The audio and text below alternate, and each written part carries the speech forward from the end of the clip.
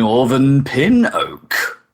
Hello and welcome to the Saladcast on Sunday, the 20th of December, 15. God damn it, what year is it? It's not even 16 yet, and you're still screwing it up. Let me get it right. Hey, I haven't got it wrong before, so there you go. I'm your host, Dan Train. Joining me today from the past, possibly, from like a whole year ago, Zachary Burgess. And from the future of several days hence, Robert Kemp. I am from the world of tomorrow. Well, not tomorrow, because that'd still be 2015. I am from the world of a couple of weeks from now. Woo! What's it like? Warm, probably. Yeah. Yeah. That's a very good answer. It's Can't get much temperate. warmer than it is, to be honest, in terms of December/January temperatures. It is not December as we know it. Like, what is the temperature? Like, It's like 11 degrees today. what the hell is going on, man? What is temperature? I was wearing it's 13 where I am. Oh, bloody hell. That's ridiculous. I was walking around in a t-shirt yesterday, like outside. Oh, it's crazy. I don't know what's happening. I don't know what's going on, man. It's like I step outside, the t-shirt is still viable clothing. It is indeed viable. Not very Christmassy, but there you are. It's like I was born in Newcastle. Why can't it be like cold for Christmas and then get mysteriously warm in the crappy months like January and February? Wouldn't that be good? If it was super mild, if it was cold for, I think it ought to be cold for like fireworks night and for Christmas, and then have a reprieve after that. But instead, it's the other way around. God damn it! But then do people have to do like their shopping in like the cold months and like? That's all right. Okay, makes you get it done quicker. Yeah, and I don't know. Make a decision. It's cold.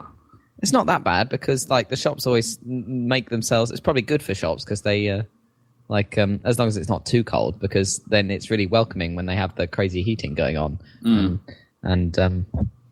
Yeah, I mean it is a bit awkward like going around the shops for Christmas shopping and everyone is like thicker than normal because they're all wearing so many layers. So it's harder to get around. Not only is it more crowded, everyone's slightly more volume to them. I did make the mistake of walking through John Lewis in Cambridge yesterday. Oh God, I might do that this week. Oh, that was so the worst idea I've ever had. It might not be a good idea. Yeah, I don't know. So busy, busy. At least you've got that John Lewis. I think that's a good shop. Like, you'd think London would be perfect for that, but I don't like the John Lewis on Oxford Street. You can imagine how busy that fucking place is. And there aren't really. I mean, there's one in like Stratford, I think, that I've been to, and that's a bit weird. You know, at like Westfield. I don't know. I feel like that Cambridge one is a pretty good one. But my brother recommended one on Sloane Square, so maybe I'll go there. But that sounds a bit posh. But apparently it's just John Lewis, so that's fine. There's this sort of John Lewis at home, sort of out of town one in Ipswich that's not bad. So that's true. Well, that must be. I've not been to that. Is that more like a kind of warehouse type thing where it's bigger? Yeah, inside? Sure. It's got like a Waitrose on one side, and as I say, it's only like they only describe it as John Lewis at home, so perhaps it's not the complete range. No, it won't have all the clothes and stuff, will it? Yeah. No, it has none of that. Right, yeah. But that's good. That's how I saw you. Don't really need the clothing stuff that much. Probably slightly fewer curtains. I don't know. Do they have like a toy department and everything? Or is it mostly just home furnishings? Yeah, I don't think they do have a toy department. They have kitchen stuff, of course. Yeah, that makes sense. Plenty of kitchen stuff. That's most of the core stuff you really need. They've basically like refined it down to the purest form of middle class. Exactly. Yeah. And then stuck it in a warehouse in Ipswich rather than. Yeah. Yeah. Fair enough. Well, they put it out of town where the Sainsbury's is. Oh, cool. man, this chair is getting squeakier. Sorry. Squeak chair. That's not going to help. I have to actually try not to move while I'm sitting. Any kind of movement causes a squeak. Because you're usually on the sofa, right, for casting. Yeah. You could have sat on the sofa, but you chose to. Yeah, I could have done. But then I have all the stuff in front of me and I can feel more in control. In control. I have to turn off my monitors to avoid, like, compulsively reading the internet while I'm trying to talk to you guys. I literally have to turn them off. Yeah. You got a problem, man. Oh, I definitely do. Doesn't everyone, though? Yeah, to a certain extent, I do feel like, yeah. It's when your phone does a slight vibration in the middle of a meeting, and you're just like, "Oh, I better check what that is." And it's like, "No, Yeah. I'm in a meeting. I'm supposed to be."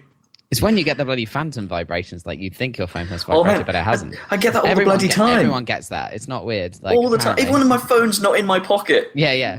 And I'm aware of that, and I'm looking at it. I go, "Ooh, Yeah, it's bloody annoying. so weird." I think, I don't know if it's just like a subtle movement of gene against leg Yeah. that feels exactly like a I phone think it vibration. might be a completely like in your head thing or something, or in Yeah. one's head. I don't mean you, because everyone gets it, I think. Yeah, that you're just sort of expecting it. Yeah. So you phantom vibrate. Woohoo. Yeah, it's mysterious. Yeah. Hey Zach, how's your kitchen? It's fine. There's nothing happening. No bitching. Oh, No. There was always, I mean, we may call the section kitchen bitching, but to be honest, that particular kitchen has, for a long time, I don't know if it still has, had a little cartoon of which said something like, "There's a reason kitchen rhymes with bitching." Is that true? That was on your fridge, I'm sure. Yeah. Yeah. Is it still there? Fridge magnet. I don't yeah. think that one is any longer. So one of those like sort of fake 50s things, wasn't it? Or... No, well, no, I it's a think it was like comic a style thing. comic style, like a woman that looked. I don't know if she had crazy eyes or something. Did she? Possibly. Yeah. I don't know. So no I story. apparently don't whatsoever. remember it properly at all.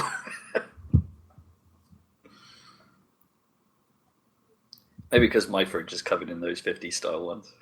Oh, you have those. Mm. My parents just had, I think, because my mum studied law and was in the legal department, and now she's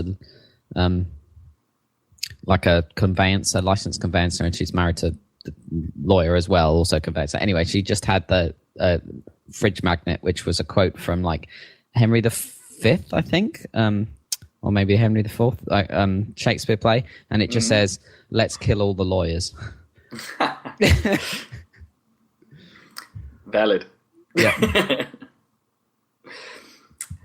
I don't know a lot about. Speaking of lawyers, I don't know a lot about this Shkreli guy that I keep randomly What's this? hearing stuff about. Have you ever heard of this dude called Shkreli or something? Apparently not. Is he?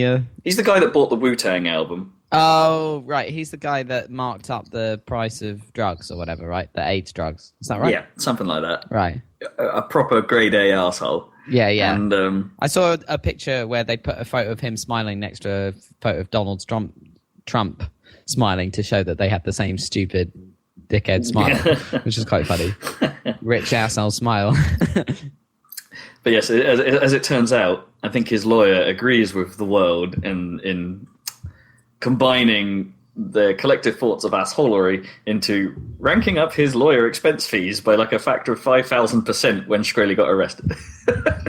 Yeah, but he's only making money out of him being rich, or I guess, but I don't know. Still, you might as well try. Yeah, you might as well. It's fine. Yeah. Well, that's what they do, isn't it? Just charge what they can get away with. That's the trick. And then you get to a point where people think that you get to a certain tipping point where people think that the more you charge, the better you are. You know? Yeah. Where it like... But that surely relies on you winning your case, which I'm not sure this guy is going to. No, but I mean... Or at least one hopes he's not going to. What's the case anyway? What's I have the no actual... idea. I don't follow Shkreli that closely. Shkreli. Yeah. He sounds like a kid's version of Skrillex. That's true. Hey kids, what you listening to? Shkreli. Blah, blah, blah. I'm sure there's kids dubstep. That's got to be a genre. Kids like step. For, oh boy, yeah. Kidstep. It does this. Oh man. For like CBBS and stuff. Yeah. That's the new version of the Teletubbies that they're not telling us about. Yeah, totally. There's some kind of dubstep fever dream. It's pretty close. You just need some more tight editing. It's pretty close. Yeah, it just needs a few fast, like, smash jump cuts or whatever they're called. Sun Baby just screams directly at the camera for a bit. Oh my god! I think we're on to something here. I think we are. Well, there's that thing. Well, actually, the more I think about it, the more this sounds like it could be legit because kids love metal, right? That's kind of a thing. Right. What? Just like thrash metal, like fast. Yeah, like when you're beats like and proper baby time or something. Like there's more than one occasion where the parents were like, "Yeah, the only thing we could do to make them be quiet was to put on like 70s metal." Right. Because I remember seeing a little stupid. It was probably that Dr. Winston guy or whatever. Was it? I can't remember. his name. Mustache Man. Yeah, Mustache Man, and he was showing like kids, and he was like, "These are the kids that their like wanky parents have made them listen to classical music like their whole lives since and now they're 5 and they've always been listening to classical music or whatever. And these are the normal kids that listen to normal music." And then he played the normal kids classical music, and they were really bored and like thrashing around and like obviously really bored. Yeah. And then the ones who were like trained to listen to classical music, they put on the classical music and they were like, interested or whatever, enjoying it or sitting, appreciating it or whatever. So they played the normal kids rock music and they start dancing around. And then they played the classical music kids rock music and they start dancing around, obviously. Yeah. I in my head, like I've just got them like they must be losing their freaking minds, right? Because it's just like, holy crap, what is this? What is this? Yeah. I don't think they'd been completely insulated from the existence of rock music because that must be quite hard to do. Yeah. But even so, I don't think. Yeah. Yeah. It's hard to dance to classical. Let's put it that way. Well, it's not that they were being made to dance. It's just. Well, no, but that's not exactly the Yeah. natural response to classics, is it? No, that's true. Damn, that Beethoven makes my head bounce. Dathoven. Again, so many people have actually Beethoven. Actually, in a weird way, is kind of the exception, right? Because it's eminently remixable for some reason. Yeah. Damn classics, yo. Damn classics. So Crimbo coming up. I guess we have our Game of the Year podcast coming up soon. Absolutely. Yeah, so stay tuned for that sometime, probably mixed and put up after Christmas and maybe even New Year, but we will be doing it. Everyone get your thoughts together about your nominations. Oh, Christ. Actually remember what's happened over the last year. Okay, cool. Especially the early year. The early year. In the far-flung future of 2015. What happened in the earlier? Oh, we'll do it. We'll do it on the podcast. We'll figure it out. Yeah. Okay, that's all cool. We'll have built the list by then of stuff we actually played. And I've got the interesting task of trying to come up with our most forgotten category. How are you supposed to do that? That's like because that's basically when you go through the list and you're like, oh yeah. Okay, fair enough. That's a fun one. Purely for making it more than anything else. Zeg, what are you up to for Christmas times? Nothing. Buying myself a new chair if I can get to a shop before they all close. Oh, yeah? Is your one squeaking too? No, it's just fucked. How so? The back doesn't stay up as much as it needs to any longer. It's not supporting you. Okay, that's not good. Need a bit of support. Yes. In Zach's case, isn't it worth investing in like one of those super plush office chairs made of netting and?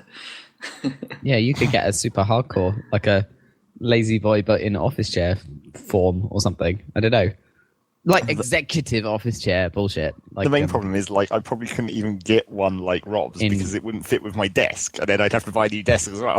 Oh yeah, that's true. You do have a slight space issue. Why wouldn't it fit? Because the middle part of my desk is really thin. It's like narrow. Okay. There's the drawers on both sides. So and you need your chair to actually go under so that you can. Because I like that. Some people sit quite far from the desk and have armrests all the way up, and I almost have to take armrests off chairs that I use because I slide under the desk and use that. Yeah, I had to take the armrests off this chair because they just get in the way of my elbows. Yeah, exactly. Yeah. It depends what you're doing. Like I quite like having armrests, but they do like as the part of the reason why my desk is missing most of the wood on its front edge is because like it's slightly too high, and when you sit on it, most chairs have that slight like. I I don't know, pneumatic cushion effect. And then Yeah. you stand up, and it's like, and it just tears the wood off the desk as it bounces back up. But it's like I quite like having a bit of it, but because most of the time, like most of the time I'm using my PC, my gaming PC anyway, I'm sort of reclining anyway. Like I'm leaning back, I'm using it casually. Right. It's like if I'm doing some heavy typing, then I want to be close. I want to be Yeah. I want to be involved. I mean, my main office chair at home doesn't have armrests, and I chose it not to have them, and I haven't missed them at all. But I do have them at work and stuff, I guess. Like I think I'm enjoying them right now, for instance. Armrests right now are great. Yeah. I have like a curved desk, you know what I mean? Like, so now, if you picture me, I have my legs under the desk, but I can actually rest one of my arms on the curve. I see. On the right-hand side. Anyway. Yeah. That is one of my plans for rearranging things. Is I'm going to need some longer cables when I build my next PC to like get the graphics leads to the various monitors. Okay, because that's the part of the reason why my machine is where it is now. Right. Like certain leads just aren't long enough. Oh, you could definitely get nice long leads of whatever you need. I have to rejig that about. And also, there's I've got to rethink some of that anyway, maybe because modern graphics cards won't have all the ports I'm probably using. No, I'm using. What am I using? I'm actually now using DisplayPort, I think, for my main monitor. Yeah, I must be. Yeah, that's part of the problem. Like, and they don't they don't carry two HDMIs is the problem. Like, and I really they don't. would want it to carry two HDMIs. That would be ideal. But I mean, what you can do is get a little converter between DisplayPort and HDMI. I think I've got one of those. If you need one, actually. I might have to do that in my case because I think both my monitors only do. Neither of them are DisplayPort, and they right. do. But if they're DVI, that's good enough. It's basically the same as HDMI, isn't it? In terms of... Oh, sure. I mean, do modern NVIDIA cards still have a DVI port on them? Well, my one that is relatively new, and I think it's got two DVI, one HDMI, and one DisplayPort. Oh, okay. That's better than I thought. I thought they were ditching ports. But... Well, I think you can get ones with like 6 display ports instead, or whatever, if you're insane. Yeah, I think that might only be the those double GPU single slot cards or whatever. Yeah, okay. The crazy ones. But yeah, double check. But I use DisplayPort for my MacBook, at work and stuff, and it's a nice cable. Of course, that'll probably, by the time they upgrade the MacBook line, it'll probably all be whatever bullshit Thunderbolt or whatever. Oh yeah, some kind of like weird lightning combined display thing. Yeah, because the MacBook, which I saw the other day, which is thinner than the MacBook Air in a weird way. Yeah. That only has one plug or port on it, apart from. And it does for both charging and USB or stuff, and and monitor. If you want an external monitor, you can actually get a cable and do power and monitor through that one port, which is pretty weird. It is a little weird, a little inflexible. It's cool. Must save Apple a ton of money though. Well, it's literally because there isn't space on the chassis for more ports. Well, and they don't have to think about making everything smaller to put more ports. Yeah, I suppose that's true. Cop out. Have you heard the rumor that they're going to remove the 3.5mm headphone jack from the iPhone? What? Yeah, so they're thinking of it. That's the rumor. Is that that's bonkers. You'll have to use the Lightning port for your headphones. That's the dumbest thing if they do that. Well, I mean, if you think about it, maybe it will encourage like Bluetooth headphones or something, and you won't, and that whole idea will be obsolete. But I think it's a bit premature for that. Yeah. No, I think that's really stupid. But they're on this quest to make the thing thinner, and I don't see why, because it's fucking thin enough. Yeah, it's like you get too thin, and it just becomes unwieldy, right? It's like I don't think they really should go thinner than what they are. My only problem with the 3.5mm port is just in general is that if you get a bit of lint stuck in it, it's pretty hard to get out. No, sure. And when you start losing the stereo, well, the first thing that goes is the third pin is like the remote. If you have one on your earphones, suddenly that stops working because you've got a bit of crap at the bottom and it doesn't fit in properly. And of course, they all have that feature, which is really good when it's working, of when you pull the headphones out, it pauses. Oh, yeah. But when you have a dodgy connection, then it's just constantly pausing. I've only ever had that problem with iPhones. I don't know if it's something about their port design, because like since I've had my Windows phone, I've had zero trouble with that. Right, that's cool. Well, maybe they could improve it. That would be good. Yeah, I don't know quite how you make a circular hole different, but I just haven't had a problem with my current one, whereas my old iPhone used to get filled with crap all the time. Yeah, it's probably my fault for putting it in the wrong pocket with a bunch of lids. Well, maybe. I used to have to use like...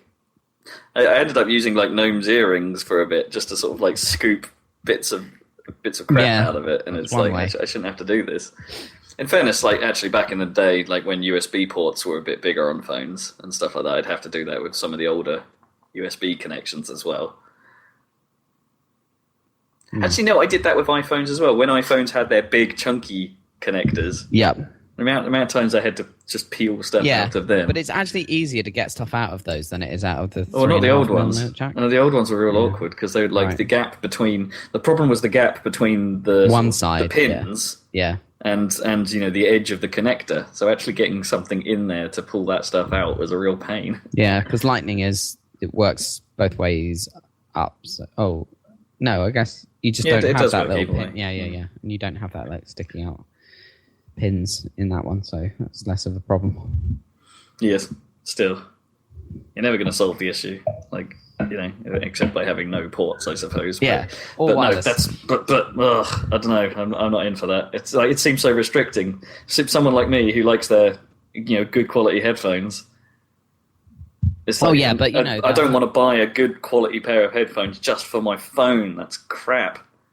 Yeah, but like, unless people are really good with like adapters or something. But then I don't want to have one of those as well because that chunks things up. It's like, this is a stupid idea. Yeah, exactly. Yeah. We shall see. That is only a rumour, though, so who knows? Don't be stupid, Apple. I know you're quite commonly stupid. They do that sort of thing a lot. That's what's worrying. Like they don't seem to have a problem with like completely changing a standard, even though the whole world is using it or whatever, or like doing things like that. So that's the sort of thing they do and get away with. So you never know. Watch out for that one. I had a brief moment this week where I thought I saw our mate Eddie using his iPhone 6, and I was sat there going, and as much as I complain about Apple stuff, it's a damn good looking phone. It's a great phone. I mean, but it would be useless for me because it still doesn't have the one thing I find the most useful about my Windows phone, which is the whole driving mode stuff. Right. It's like there is no equivalent for iPhone unless you buy a third party app, but those apps aren't integrated or nice or. Isn't there supposed to be a whole Apple like official car integration? But do you have to buy the right car for that? Well, yeah, you need like, isn't there like there's like a whole Apple iOS thing like car for your OS cars or something? Yeah, like you need one of those really to do it properly, or you need one of those cars that knows how to, like I think modern Fords have like inbuilt. Oh, I know how to read your text messages. Right, built into the car system to sort of mitigate that, but it's just better when the phone does it itself. Like in my case, Cortana just kicks in, and you then go through a voice-activated thing to deal with it, and it's great. That's really nice. Yeah, it's really slick, and it's super useful for me. And it's the one thing I think that's keeping me sort of going. You know what? No, I want to stay Windows Phone because I definitely don't want to go Android. I fucking hate those interfaces. And it's like, even though the handsets seem like really solidly built things, I just don't like Android. The stock stuff, like the Google Material Design stuff. I think it's a mess. But what if you wanted to authenticate your Steam trades? Can't do that on anything apart from iOS and Android. Yeah, I'm starting to miss the app landscape a little bit. There are times where it's just like, this would be really useful, but I have to admit, not enough to the point where it supersedes driving mode. To my shame, nothing against you actually, Rob, thinking about it, but to my shame, because phones, everyone needs one of these smartphones, they're brilliant, right? But and I have a computer, right? But tablets, I've never quite seen, for me, like there's never been a need. It's always been, and the trouble is that they're so cool, and like everyone, it's like Apple win if they manage to convince you to buy something very expensive that you definitely do not need. Yep, they got me. But exactly, I still feel that way about my iPad. In fairness, it's like it's a cool thing. Yeah. But my one's aged a bit now, and it's less cool now because of it. Not because of its design or anything. If it ran at a decent speed like it used to, that would be absolutely. I'd have no problem with it. But they've just the usual tech kludge means that it just doesn't run as fast as it used to. They fuck it up. Yeah. Yeah. So but I have to admit, I'm finally tempted because I have a stupid excuse, which is one use case, which I'm not sure, which I like to think in my mind justifies it, which it probably doesn't, which is I'd like to be able to bring up like music and guitar tabs on the iPad on like a music stand while I'm using my guitar, so I don't have to be like by my computer. And I feel like that would be a good experience, with the touch screen and everything. Yeah. And so that's my internal excuse for maybe getting an iPad, which I don't need next year. Yeah, I do find my using. I just don't have the use case for it a lot of the time. It's like, it's sometimes useful for reading. For OneNote for work at one point. But now I've got a work Surface. It's like the Surface is just better at that. I mean, I could equally get a Surface. It's just that I think that there's an app for the Songster or whatever that's probably quite well maintained on iOS. Yeah, sure. It's just I always this is part of my problem with like the app landscape. I always find myself like looking at these things and they never quite do enough of what I need them to. It's like I spent a brief period of time looking down the musical route for iPad apps and stuff like that, and how they all link together. And people have been thinking about this. There's like a way where you can. People have thought about how you can effectively have VSTs on iPad and stuff like that. There's like a common interface now by which apps can communicate and run at the same time, so you can effectively run audio doors on them. And it's like, okay, fine. I see what you're doing. You're finally doing this, and then you sort of investigate it a bit, and it's go, nope, these are still crap compared to my PC setup. Not this. I just can't get over that. Sorry. Yeah, it just doesn't work quite well enough. I mean, but it's hard to imagine how it ever could be. Yeah. I mean, it's a really close. It's amazing they got it working. Yeah. I'm really impressed by on the more consumer end of things. I mean. The GarageBand or whatever app on the iPad, or even on the iPhone, it's like amazing that they got something so complicated to like work with a touch interface. I feel like it's almost like they did it. Oh, it's still I've toyed with that as well, and it's still quite irritating in places. It's like, oh, this gesture doesn't do what I thought it did, and yeah. But I mean, the fact that it works, I think, is pretty. It's like, in a weird way, like I have to. You have to praise Apple for producing, if nothing else, extremely expensive entry-level grade software.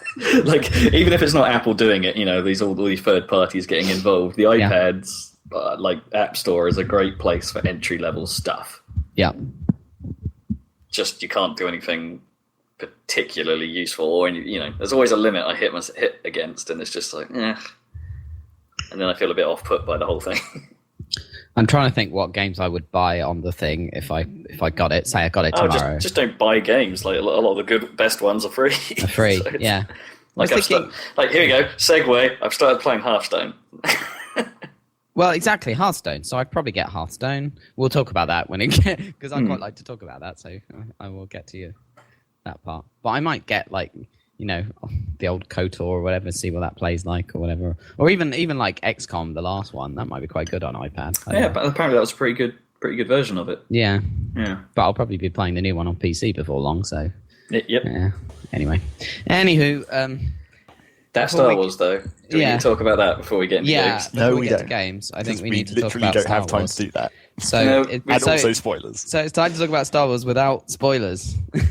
Which basically means we all get to say it's good, and then we move on. Yeah. It's absolutely fine. Did you go? Yeah. We saw it on opening day, I think. Oh, me too. Yeah. I went in the afternoon with my brother. Yeah, it's absolutely fine. It's like, it's not the world-beating best film ever, but, they made a Star Wars film. Yeah. I don't know what would be. It's kind of exactly what you'd expect, I suppose. Well, that's the thing, is that you would have hoped that's what you would expect, but then the prequels show how badly you can go wrong, don't they? Yeah. So, I mean, my theory is that, this is Disney doing what Disney often does when it takes over something, in that they play it very safe. It's a very safe film. And that doesn't mean it's bad. Yeah. It's just that it's really not pushing any boundaries within, not even the Star Wars universe or cinematically or anything like that. There is no risk here, which then makes me wonder. It's like, okay, fine, you've done that. You've shown we can trust you with this. Yeah. Are the next two going to be interesting? That's the big question, of course. But I mean, This one was really, really enjoyable, I found. Oh, yeah. In the cinema. I had a great time, and I was really happy that it wasn't shit, you know? Yeah, there's nothing wrong with the new characters, you know. I quite like the new bad... The new bad guy's voice with his mask on is cool. He's a cool character. I like the new bad guy. And I like Adam Driver. I already knew I liked that actor, and I think he did a good job. And they gave him enough scenes, you know? Yeah, I think Oscar Isaacs was a little underused, but it was kind of nice. Yeah, but he was really good in the scenes that he was in. Or he came across like he only had a few lines, and he managed to imbue a kind of cool, cocky pilot character. Also, this isn't a spoiler, but I like the fact, because, you know, I guess it's in the trailers, but, you know, I like the fact that they are continuing the tradition of having fat X-Wing pilots. Oh, yep. In fact, I don't know why that's a thing, but it's awesome. I only realised just now that that's like a cameo of a famous guy. I think so. I can't remember his name. I recognise him, but all I remember seeing in the film is like, yes, fat X-Wing pilot. Well, I don't know if is that the same guy that was in the briefing segment. Again, not spoilering, but you know, was it the same guy? Because you know that's the guy from LA Noire, isn't it? And he was in Heroes. And that sounds right. Yeah, that's the guy. Yeah, I can't remember his name. Yeah, he's the cop in Heroes, right? Isn't he? Or is he a cop? Yeah, he is a cop. Yeah, that's right. That guy. Yeah, I think it's that guy. Who ends up being able to hear thoughts? Was that his thing? That's right. Yeah. Oh man, they're rebooting now, aren't they? Oh god. Heroes they're starting again because they mucked it up after the first season. The first season was good. What happened to Hayden Panettiere? She starred in Until Dawn. Oh right, okay. And she's been doing Nashville.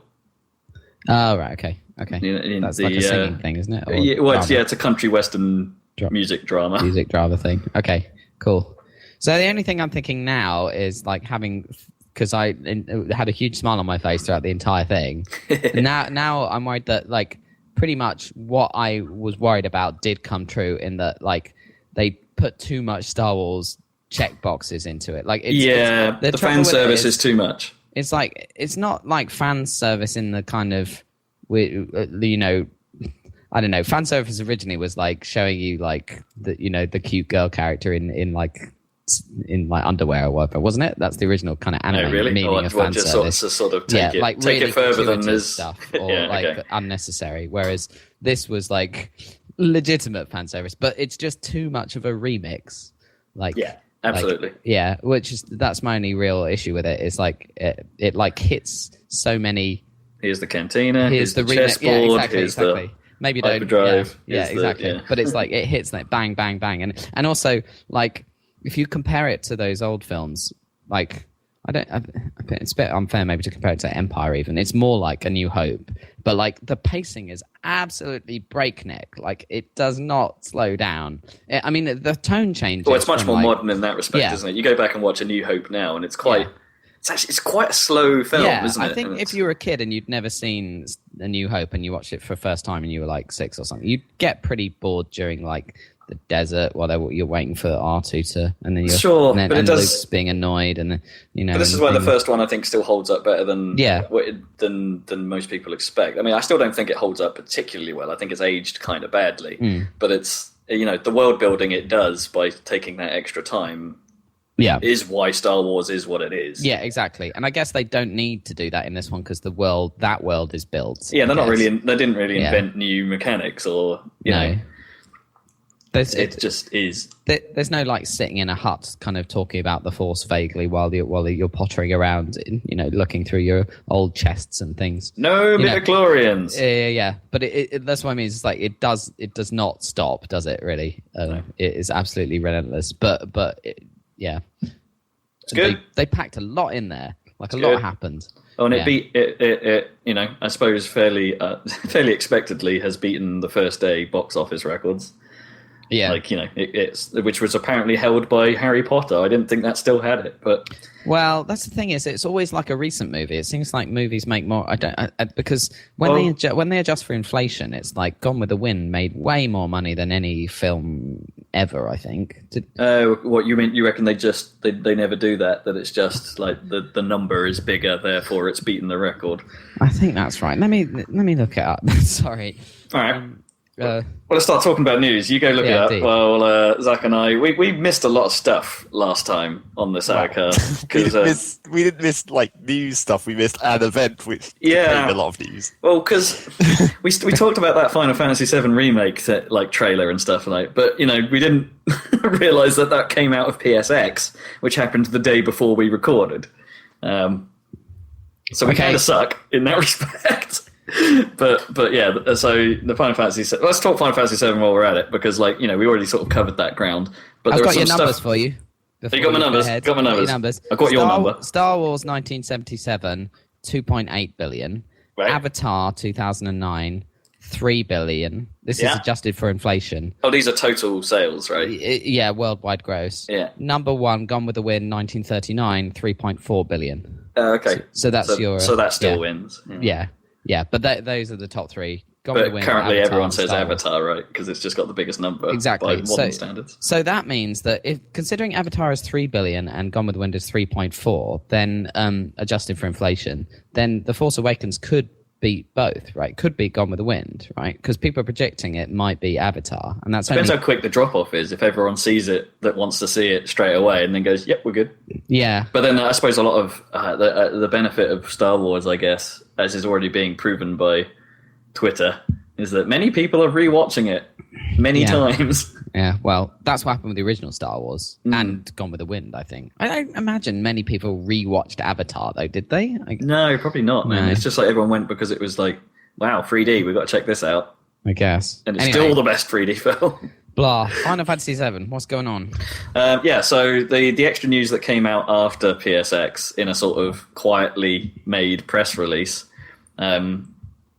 which is the biggest downer of the whole thing. Everyone saw the trailer and thought, man, this looks cool. We've got questions about what that gameplay means, but yeah, whatever, this looks cool. And then Square basically said, yeah, this is going to be episodic. Oh, right, yeah. I'm not pissed about that. I mean, it's kind of expected, right? I mean, Square have been arguing since year dot that it's just not possible to make a game of that scale to modern standards. I think it's a good thing. Within a budget. I mean, there are some interesting things came out of that release as well. It's not that they've made it sound like that it's not going to be the same game in each episode, perhaps. It's like they want it to... They're treating like each episode like a separate project, but continuing the story. So that means that if, say, the gameplay doesn't work particularly well in one episode, they can change the mechanics. They are more than happy to mix it up for the next one. Okay. With the lead, I forget who's leading the project, but name escapes me. But he's basically said we want to surprise people with what we do to this. Right. He wants to keep people interested, and the only way to do that, he says, is to try and mix things up every now and then. So even regardless of that, it's a good chance. Well, the risk is that it turns into Final Fantasy 13 and 13-2 and Lightning Returns, and that they're all quite different each time. But it's definitely more interesting, I think, than where we were headed before. But also then the biggest question is like, all right, so how many episodes are there going to be? Where are the cuts going to be? Does this mean that the open world nature of the game can't happen because that means, the open worldness of Final Fantasy VII meant you could go anywhere at one point. So are they going to have to construct a more linear storytelling structure, or just remove the whole open world element completely? Or, break those open worlds into like small segments, like Midgar, for instance, could be an open world, and then the story moves you somewhere else, and then you get that smaller area but fully explorable. There's a lot of questions hanging over this one. Like everything we've seen so far is from very early game, and obviously that explains, the episodic nature. They're doing very early. They're only working on the early stuff. But it's for all very early stuff. Like, where's the cut? Are they going to get out of Midgar? Is that going to be the first cut? Or are they going to, only get halfway through the Avalanche storyline, maybe, and feel like, maybe they'll do the cross-dressing scene and then and then stop. And then the next one will be the Shinra building. And, where are the cuts? How many are we going to see? How much are you going to charge for each episode? How much money do you want from us? Yeah, all these questions to be confirmed, I suppose. I don't know. I mean, what are you feeling? What's your feeling about it? Do you have a good feeling or a bad feeling? Well, this is the direction I wanted it to go in. Okay. If I'm honest, I wanted it to be different. I wanted it not to be a retelling. I wanted it to be a modern version of that game. I don't want just to like throw it out again, please. So this, with the episodic nature does throw the usual questions into, up in the air, and pricing of an episodic game of this scale might be worrisome. But at least in terms of the gameplay, this is a good thing for me. I think this is the right move. Mm. It's the exact opposite of the Disney problem, right? They're doing they are in no ways playing it safe. Right. Yeah.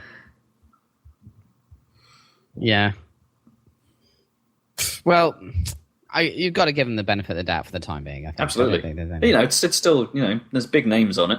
I'm willing to trust them. So, Final Fantasy VII. What does Zeg think?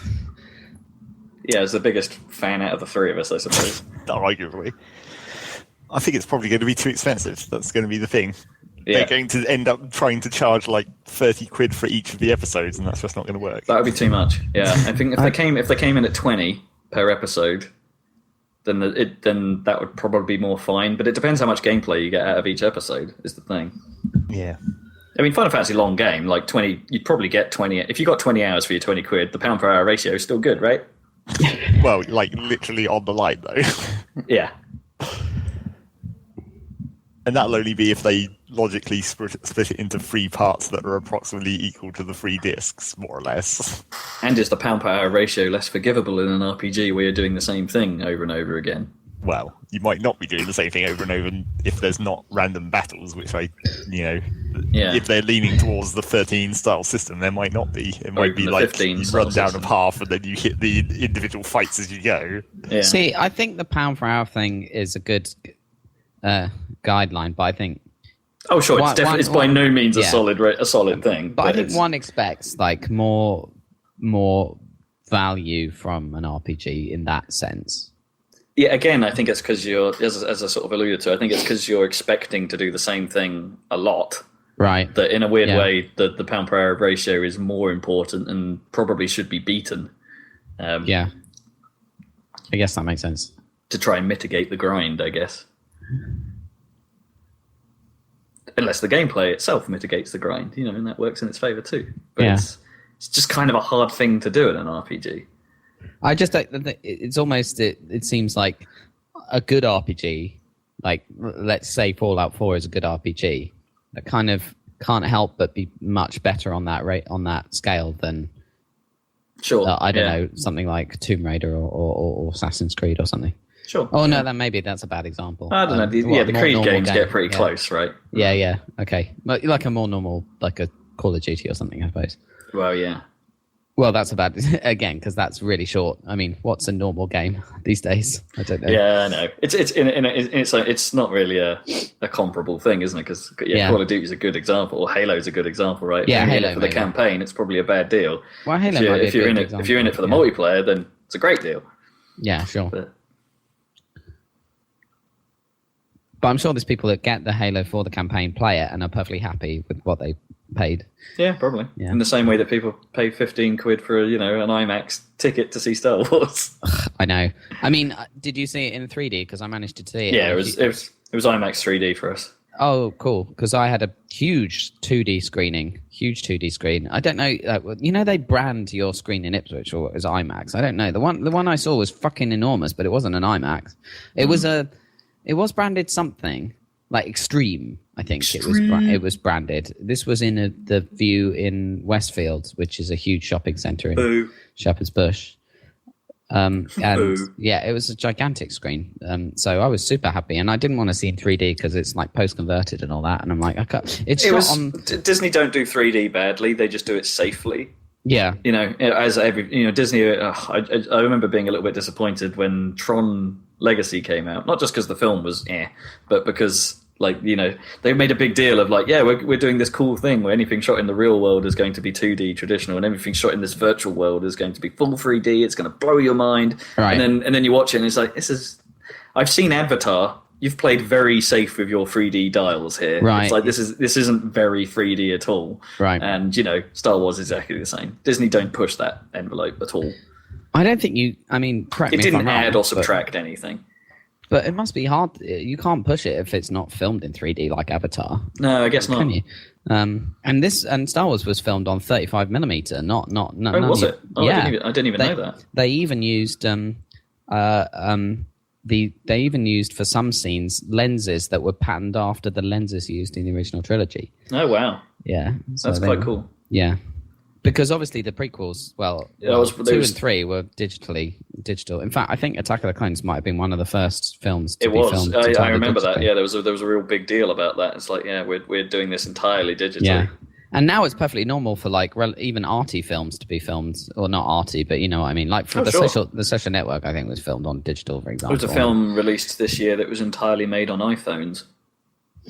Oh right, yeah. All of the capture was done on iPhone and then post. But that's really unusual. I mean, mostly it's these Red One cameras that are really cheap comparatively. Obviously, astronomically expensive for a normal person, but yeah. But that red equipment just. It's taken over. It's everywhere. Yeah. But yeah, so there you go. Final Fantasy 7. I think having rewatched that stuff, the voice work seems kind of bad. I don't know. Like the more I watch it, the more I think, it sounds really dodgy. Yep. And I suppose it's pretty much confirmed that it's PS4 console. They said console exclusive, so there's a chance a PC version is in the way. On the way. All right, cool. But probably timed, one would imagine. So let's quickly run down the rest of the PSX stuff. Call of Duty DLC with Woo Lady. God, Woo Lady was annoying. Yep, definitely. Battleborn is coming out on May the 3rd. They actually got Randy Pitchford out, who looked properly nervous. Oh, weird. Why was he so nervous? Well, because he's had a... the internet doesn't like Randy Pitchford. No, he's a strange guy. I met him once. Really? Yeah, because we went to a talk that he did at BAFTA. Okay, yeah. Yeah. Anyway, never mind. Yeah. And it was for Duke Nukem Forever before it came out. It was obviously shit, but he did talk about Borderlands and stuff. Anyway, never mind. Yeah. He's just got a bit of a reputation now of bending the truth, and so when he comes out, everyone's just like, really? Yeah, exactly. And Battleborn's probably fine, but then they go on to say, hey, look, we're introducing new characters. Those who play the PlayStation 4 beta will get access to a penguin in a mech suit that seems really cool until he opens his mouth and starts shouting Borderlands-style memes. And you're like, ugh. Lame. And also, it's just like, Starbound already did that. That's their thing. Penguins in mech suits. Oh, really? I didn't know that. Okay, awesome. Yeah, I don't know. He sounds all right, but it's just that you can't hang your game on that. I don't know. Weird. Street Fighter V introduced their final new character called Fong, who a lot of the community have been going, he looks stupid. He looks like a joke character. While I'm sat there going, this dude looks awesome. He's got wavy, flappy arms and stuff, and can fly weirdly. He's funny. He is a comedy character, but he's probably the comedy character I would pick. So whatever. I've got a note here just saying Dead Star. I can't remember anything about it. No, I can't either. Dead Star. Adult Swim had a brief section saying, "Yep, we're still doing games." Including, I think it was Death's... my list goes Death's Gambit, Raise the Dead, Duck Game and Rain World, and Small Radios, Big Televisions, and Headlander. And you know what? They actually all looked kind of interesting as sort of small-scale games. I'd go check them out. I can't remember a great deal about them. I just remember some of them looking pretty cool, pretty interesting. Especially Headlander. I think that's the one that stuck out. Day of the Tentacle Remastered looks weird to me. Well, it looks like they've used one of those filter things. Which I guess they have, and fair enough. I guess what you do is you run that filter and then you tweak it. But I don't know. It doesn't look right, does it? Yeah. Something. But that's fine. I think it'll be good in the sense of if you wanted to play that game, that's good that you can. And I'm pretty sure they've said that there is just like the option to, like in Grim Fandango, just turn it all off and go back to pixel mode. So whatever, but still, looked a bit odd to me. I mean, that game is just too old to really like HDify or update. I mean, if you can't just HDify it, right? You'd have to redraw everything, reanimate everything. Yeah, it's just do old. The whole game again, pretty much. Grim Fandango was on the cusp there, was good. Yeah. But anything before that, like, I guess you could probably spruce up, like... Grim's barely a remaster, though. Yeah, it's basically the same, yeah. I mean, actually, it does look nice, and it has fixed a few things. I can talk about that, because it's the one thing I've probably played. Anyway, what am I saying? Oh, yeah, maybe, like, Monkey Island 3, with the more high def, like 2D painted graphics. You could, but there's nothing you really need to do to that, I suppose. I don't know. Yeah, is that the one? And then 4 was the one that used the Grim Fandango engine and wasn't very good. Yes, yeah, you're right. Yeah, Returned one? Yeah, no, or maybe that was the second. I don't know. Yeah, but yeah, you're right. It was the 4th one where they started going 3D, and I remember playing a bit of that and just being all like, nope. In fairness, I thought that about all the Monkey Islands. I've never really got into any of them. I have to admit, it wasn't my favourite, but obviously they're good and funny. The first couple. Yeah, apparently. But on that note, did you ever play Full Throttle? Yes, and I think that's being redone, isn't it? Yep. As well. That's cool. Tim Schafer announced that. I mean, obviously that game is way too short, but it's pretty cool. And he also turned up to basically say, hey, we're doing that Psychonauts 2 thing. We're also doing a special VR game for PlayStation VR exclusively called The Rhombus of Ruin. Psychonauts Rhombus of Ruin. Brilliant. And they did that, that Palmer Lucky picture that was on the front of Time magazine. They just had Raz doing that. Which I thought, okay, fine. Sounds cool. Then what else did we come up with? There was more indie runs. There was Invisible Ink, which turned up, said it's coming to PlayStation, and Don't Starve Together said it's coming to PlayStation. Zodiac Orcanon Odyssey. You remember anything about that, Zach? No. Other than the name? I didn't even remember the name. Zodiac. Yeah, no, I can't remember anything about that. There was a big sort of whoop in the crowd when Yakuza 5's English translation was announced. And also, there's a new one coming called Yakuza 0 on PS4. Woo.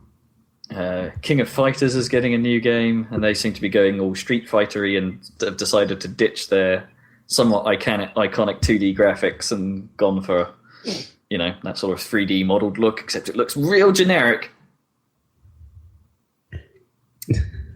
Okay. Neo was mentioned, not spelt Neo, it's spelt Nio. Can't remember anything about that. Obviously left an impression. This Brutal ASCII dungeon thing. Oh wait, no, the game was called Brutal. It's not my notes saying it's a Brutal ASCII dungeon thing. Okay. There was a game called Brutal, which that looked very weird. The sort of like taking an old roguelike and making it 3D, but making the 3D models out of ASCII characters. Yeah, except it's not actually a roguelike at all. It's like it's a third person action game just with weird graphics. Yeah. Still, you kind of want to see what else are they doing differently. Is it just the graphics bit? MLB The Show is still a thing. Baseball, Guns Up, which appears to be a sort of PvP tower defense game, will be free to play on PlayStation Network, which I think might be the first time Sony have got involved with free to play. I could be very wrong on that, but unless you count like PlanetSide, I guess. Yeah, that's true. And Dust, I suppose. God, Dust. Yeah, so definitely not then. And then Fat Princess Adventures was announced, which, oh boy. this is kind of a frustrating one because it's like the first Fat Princess game was trying to do some interesting things, you know, like a sort of arena-based strategy game that, you know, had a unique art style, was trying to do something different. And this game just looks like a dungeon crawler with terrible art. It's like, how did you screw this up? Nothing about this looked good. Then they went on to Ratchet and Clank, the movie, the game.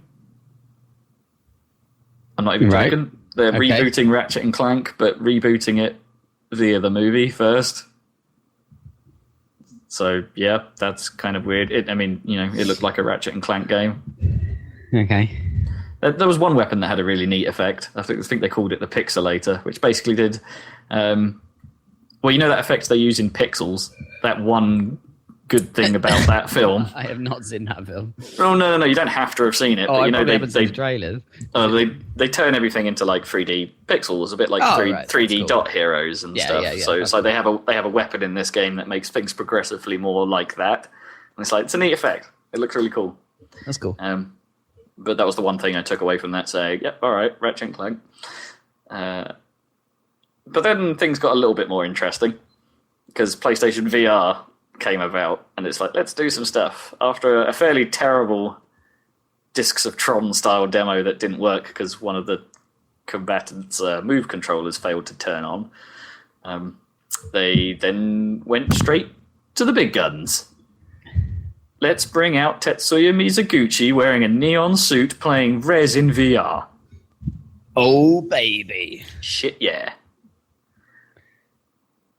I mean, what else is there to say? It's Rez in VR. They're breaking all of the rules that people have apparently been saying, like, not to do in VR. Like, it's just playing Rez, and you aim with your head. Sounds great to me.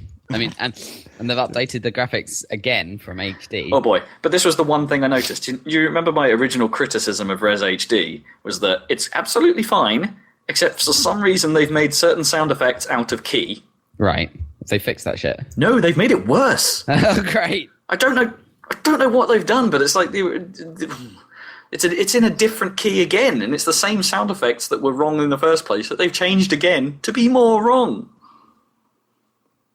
I don't get it. I really don't understand. What is this? I mean, it's a shame, but, whatever. It'll be like a full 1080 version of Rez. Who cares? And there will, you don't have to have VR in order to play it. They've said, like, it's going to be just Rez if you want it to be just Rez. Yeah, of course. Yeah, good.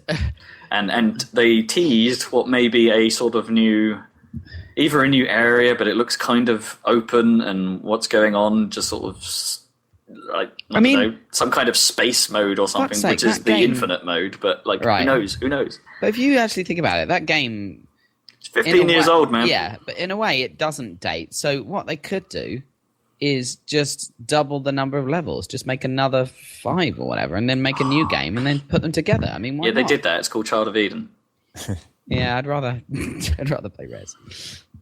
Oh, I guess so. Yeah. I wouldn't mind Child of Eden. I'd play it again if it came on back compat and play it with a controller and stuff. Oh, yeah, and even the Kinect controls weren't bad. It was quite fun. That's true. With the space whale. Space whale. Always space whale. But yes, it wasn't quite as cool as Rez. I'll give it.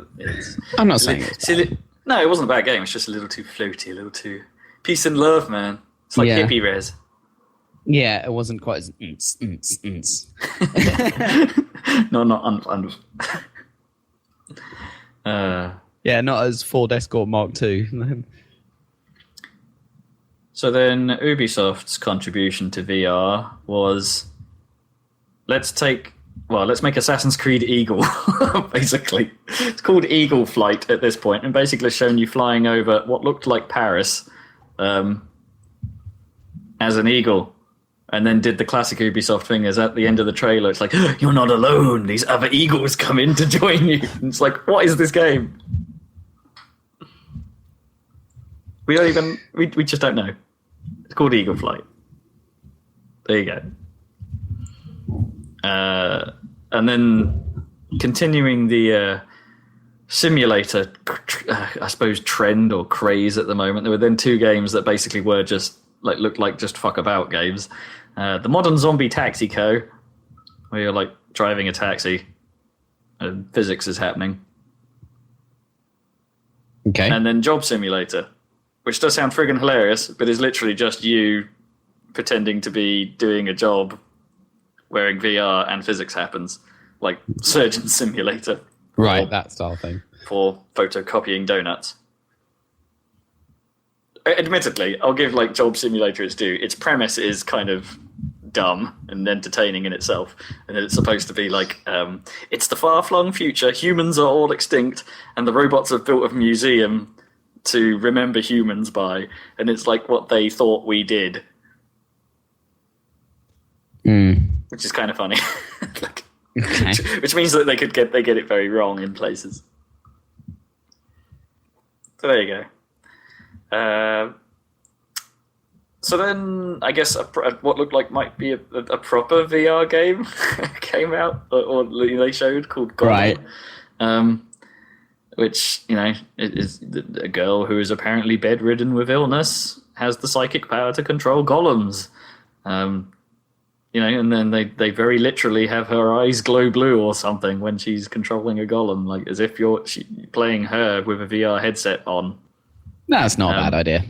No, and apparently it kind of works. It's they're going for a physical control setup, a bit like early Kinect games tried. So like the way you tilt your body as if you were this bedridden girl, I suppose, just leaning about to do the control, is how you're controlling the golem. And for all the people that have apparently tried it, this actually becomes fairly intuitive fairly quickly. So maybe this works a bit better than, I don't know, Kinect's Rise of Nightmares. Let's hope. I mean, it's made by this is where Marty O'Donnell ended up, of Halo fame, Composer Man. This is his new team. Well, it's probably not his new team, but he's part of the team. So it's it's a small operation trying to come up with something, and this is where they're at. And then we had what is people won't shut the hell up about 100-foot robot golf. No one really knows exactly how this game is going to play out yet. It's made by the guys that made Roundabout previously, about the spinning taxi cab in a sort of Kura in revival. Spinning limousine, not a taxi cab. And it appears to be, you control a 100-foot robot in VR that can perhaps destroy buildings to make your golf shot easier. Heard there's golf on the moon, where you shoot from the moon and land the ball on Earth somehow. Whatever. It looks bonkers. Could be okay. Breathe into that microphone. Thank you. And Ace Combat's back, which seems like a natural game for VR.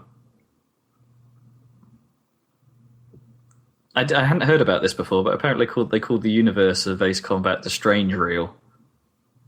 The Strange Reel? Yeah.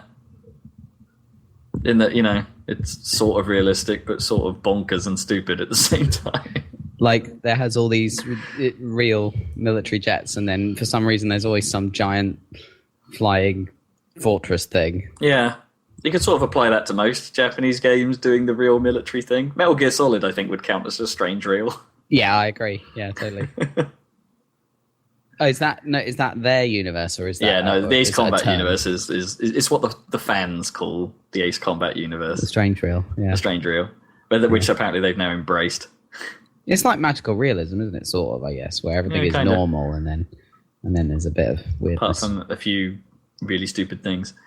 So that's coming. The trailer was odd. Had some guy apparently about to do a skydive, but then giant flying fortress turns up. Of course. That was a bit odd. Then we had Hob, which I can't remember who is making. Oh, it's Runic. Runic is making Hob. So the guys behind Torchlight, which looks to be. I don't know. How would you describe it, Zach? Is it a bit of a dungeon crawler looking thing? Well, that would make sense. But with a bit of platforming, but somewhere in between Torchlight and a platformer, maybe. Yeah, maybe. So I don't know. Didn't really excite me. I've heard the guy has a weird robot arm, so maybe they'll do things with that. It's like twice the size of the rest of his body. People seem to like Torchlight. People seem to like Runic. There were some positive reactions to it, just not from me. And then something I thought would never happen actually then happened. They're making a sequel to Ni no Kuni, unimaginatively titled Ni no Kuni 2. But it looks great because it's that Studio Ghibli style animation back again. Visually looks fantastic, but it's like supposed to be about some boy king, except the boy king looks like in a weird Studio Ghibli way. They've done this before. He doesn't look like a boy. It's like he's very feminine. He sounds like a girl. He has girl hair. In this modern day, I know it's not a problem really, but why not just go all in and say it's a boy girl queen? A boy girl queen. Yeah, I don't know. It's just a lot of people have a bit of a stylistic issue with that, but right. It is just style. It's like the game will probably be absolutely fine. And like I've not played the original, I still really want to, which is good because they've announced they're doing a remaster of the original one, like just up-resing it for PS4. So, okay. Woo. Oh, that's good to know. Ni no Kuni on PS4, yay! And then the show ended with Epic Games coming out saying, "Hey, we're working on this as well." And it turns out Epic have been making a MOBA. What a surprise! Called Paragon. That was kind of an underwhelming way to end the show. Were you whelmed? If anyone's going to pull off the MOBA that I might want to play, it might be Epic. Right. If they go down the Smite route rather than the Dota route and make it a, like a third-person style, full direct control MOBA, maybe they're onto something here. And, Epic have heritage. They could pull this off. But, at the end of the day, you're still sat there going, are they really going to end on a MOBA? Really? Guys? Oh, show's over. Everyone's leaving. All right. Beers? Woo. Shall I stop this now? Yes. Please, God. And that was PSX. That was PSX. Okay, cool. So, surprisingly large number of games no one had heard about before for, what is their second extra show of the year, I suppose, because they did Paris Games Week and then they did this fairly quickly afterwards. PlayStation's got a lot of stuff going on, but, I'm not 100% sure it's a lot of stuff I'm really passionate about. What about the 30 seconds of them talking to Kojima? Well, I didn't see that. They didn't really talk to Kojima. Yeah, there's like a video. I don't know if it came from that, but it was. Oh no, that wasn't at PS. Well, it probably was aired at the time. Right. But it wasn't in the keynote. Or right. Okay. Yes, that happened. Yeah. That's different news. Kojima is officially out of Konami and is apparently already working with Sony on a PS4 exclusive of some kind. There you go. That's news. That is the news. I like there's like a re-subtitled version of that conversation going around, and it just goes, "Oh yeah, and fuck Konami." Oh yeah, yes, fuck Konami. Fuck Konami. Fuck Konami. I really hope that this whole, I suppose it did. The whole fuck Konami thing started with Jim Sterling, and it's like it's got bigger than him now. Yeah, it's got bigger than him. Yeah, so that's good news that he's not going to disappear, or that the whatever his non-compete was isn't that restrictive. It sounds like it's just like he had to wait it out for a bit. Which makes it sound like perhaps his contract ended earlier than it was supposed to, and he just had to, part of his dismissal agreement or something. Maybe. Kojima's new game will be console exclusive to PS4, but will come to PC after timed exclusivity period. Ah, okay. I didn't hear that. Good to know. Yay. Apparently, according to this. Don't know if it's true, but that's what it says here. I really want to know what this is. I mean, I know it's not. It's going to be super early, isn't it? Right? It's going to be years, before we find out. But man, let's hope for something awesome. Speaking of, what may be several years before we see some sort of decent version of it. Star Citizen has a fairly massive update recently. Yep. Apparently, they just reached $100 million funding. So what's going on with it? So they're calling it Alpha 2, which apparently added the ability to fly around basically a star system. Like, they've finally opened it up. So it's no longer just dogfighting or looking at ships. It's like there's some exploration stuff has gone in. You can fly around the star system. And also, the multi-crew ships are now a thing. Cool. Sort of, apparently. Sort of. Define sort of. Like, they don't properly work and you can't really do anything with them yet. Right. And apparently there's some first-person shooter stuff that went in as well. Yeah, they already had some amount of walking around in stations and stuff, but it wasn't really all linked together, which I think is the main thing. Where it's like now you can actually wake up in a bed and then walk to your ship and then get your ship and then take off, and it's all seamless and whatever. Nice. Because that was the big worry, right? Everything was being built as a separate module at one point. Technology be damned. And, it sounds like they've finally got their act together and are starting to think about these problems. Kind of. Except still not quite. Okay. It's still this limited segment of what they theoretically want to make at some point. Yeah, like a vertical slice. And then, comparatively to that, you've just had Elite doing their weird thing where they've released what they're calling a season as a separate product, but it's what you would think of as an expansion, except on Steam it's as a separate product. Just the people who bought the first one get it somehow or something. It's weird, and everyone's pissed. Oh, really? And apparently it's not that great. Mainly because it's they've released it into early access, but at full price, and everyone's like, "What are you doing? Why are we paying this much for this much content?" But it's because it's early access and because it's this season that they're supposedly going to be updating for a whole year, and then they'll do the next season or whatever. So I don't know. What even's in it? Is it just a new set of story quests, or is it just full on universe mechanic updates? Or the only thing that's in at the moment is they've added the ability to land on planets, airless planets, not all planets.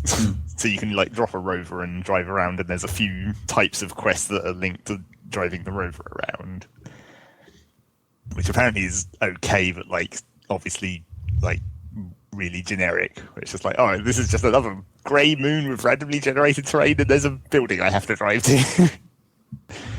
So how does this affect players that don't buy the season then? Do they just not get these extra features, or it seems does it hobble the game for them is the other question, or will it hobble the game for them? It's because it's a separate product, it seems like that it doesn't, that it has become a cutoff, but I'm not sure how that works with the whole idea of the servers. Because, if you're not playing in solo, you're playing in a big world with potentially lots of people in. So I don't know if they've split their user base at this point or not. I don't actually know how that works. Yeah. Sounds weird. Definitely sounds weird. Space games. Space games getting updated. Space games getting more space. Space games that are apparently never ever going to be finished. Yeah. What else we got in news? Blah blah blah blah. Paper Jam Bros came out and is apparently really good, despite our worries about it. All right, cool. Initial reviews seem pretty damn positive. So woo to that. So Smash Brothers apparently had its very last sort of announcement video, which means that I guess this means that the DLC run is coming to an end. But it did drop a couple of interesting little tidbits to go alongside, last episode's announcement of Cloud being in it. They've added Bayonetta to the roster. Oh, sweet! That's a brilliant option. Apparently, that was the character that won the poll, the user poll for what character should we put in the game. She's not. Her clothes aren't going to come off though. I see. Presumably not. No, they'd have to be. They're going to have to tone her down significantly, right? Because it's just. They have to make it. I don't even know what rating Smash Bros. Has. Probably not high. No. T for teens, maybe. But yeah, so that's cool. And there's another Fire Emblem character coming. Woo. And apparently, well, Zach doesn't recognise who it is, so apparently that might be one of the characters from the new Fire Emblem. But I'd only recognise it from one Fire Emblem game. It's like Okay, all the fine. old ones, of which there was like 5 or 6. Yeah. I wouldn't recognise any of them. Right? Neither of us know. Whatever. Another Fire I Emblem. would Probably guess another it was- sword wielder. Probably be another reskin. I don't know. Yeah, I would have guessed it would be from the new Fire Emblem game because, co-marketing. Yeah. And the last bit of news I have really is that TF2's tough break balance changes sound really bad, or like super all over the place at least. Like, TF2 updates are kind of much of a, they're kind of a nothing these days, right? They're not doing anything interesting with that game anymore, really. But, these balance changes sound weird. Like the Pyro Degreaser and Flare Gun is getting a significant nerf. Right. And which is annoying because, apparently that's the loadout that most people use. That's probably why they're nerfing it then. Yeah, that is. The idea is that supposedly they want to encourage variety in the Pyro loadout. But, the problem with when you nerf the one loadout that everyone likes instead of making the others better is you just annoy people. And so the current reaction to it is, well, the Pyro's just not that effective anymore. Right. You can never actually balance in that way because you can never get rid of the most popular thing because then there's always another most popular thing. You can't actually make a perfectly balanced system, so there's always going to be one thing that's the most popular. Yeah. So why bother trying to fight that? But it doesn't have to be 90% of people. It could be more like 60%. Yeah. I mean, I don't know look at enough about what's been changed in order to make a decent opinion of my own there, but it is both Zach and I kind of use loadouts like that. So, whereas Zach uses quite unusual loadouts for some classes. Well, for the scout mainly. Yeah, but even the bow sniper is not that typical, is it? Well, I don't get to use that very much any longer because of it goes through phases. You need a team. Yeah, right. You need cover to make that actually work. So the one pyro weapon that got a significant buff apparently is the Phlogiston-Emanator, whatever that thing's called. That didn't need a buff, I don't think. Because the already had crit boost was ridiculous. And they already had to nerf that one time to make it so you weren't quite as invincible when triggering it. So this is the one thing I do know that they've added, that when you trigger it, apparently there are more iframes. You're longer you're invincible for longer when triggering the effect. But they already had to nerf that one time. Yeah, that was the problem. I think it's dumb. I've never liked that weapon because it does come across as, well, the community considers it the least skillful way to play Pyro because, it's got such a big range. It's got, it's the what do you call it? Flamethrower for dummies. So Engineer is getting significant nerfs as well. Like the amount of time a sentry stays downed after dealing with a sapper has been increased. And also demo nights have been nerfed. Especially good. Well, yeah, like that one I'm not so sure I have a problem with. It's the thing that they've targeted specifically are melee weapons crit ratios. So, the chance of them getting random crits has been dropped significantly. And they've also added a feature which is currently breaking spies, in that when you respawn, for a few seconds after spawning, you get the outline view, so you can see where all your teammates are. I say for a few seconds, it might be like 10 or 15 or maybe longer, I'm not sure. But the problem everyone is saying is that obviously this then means that if a spy walks past, the outline isn't on them. Right. So it basically means that spy is dead.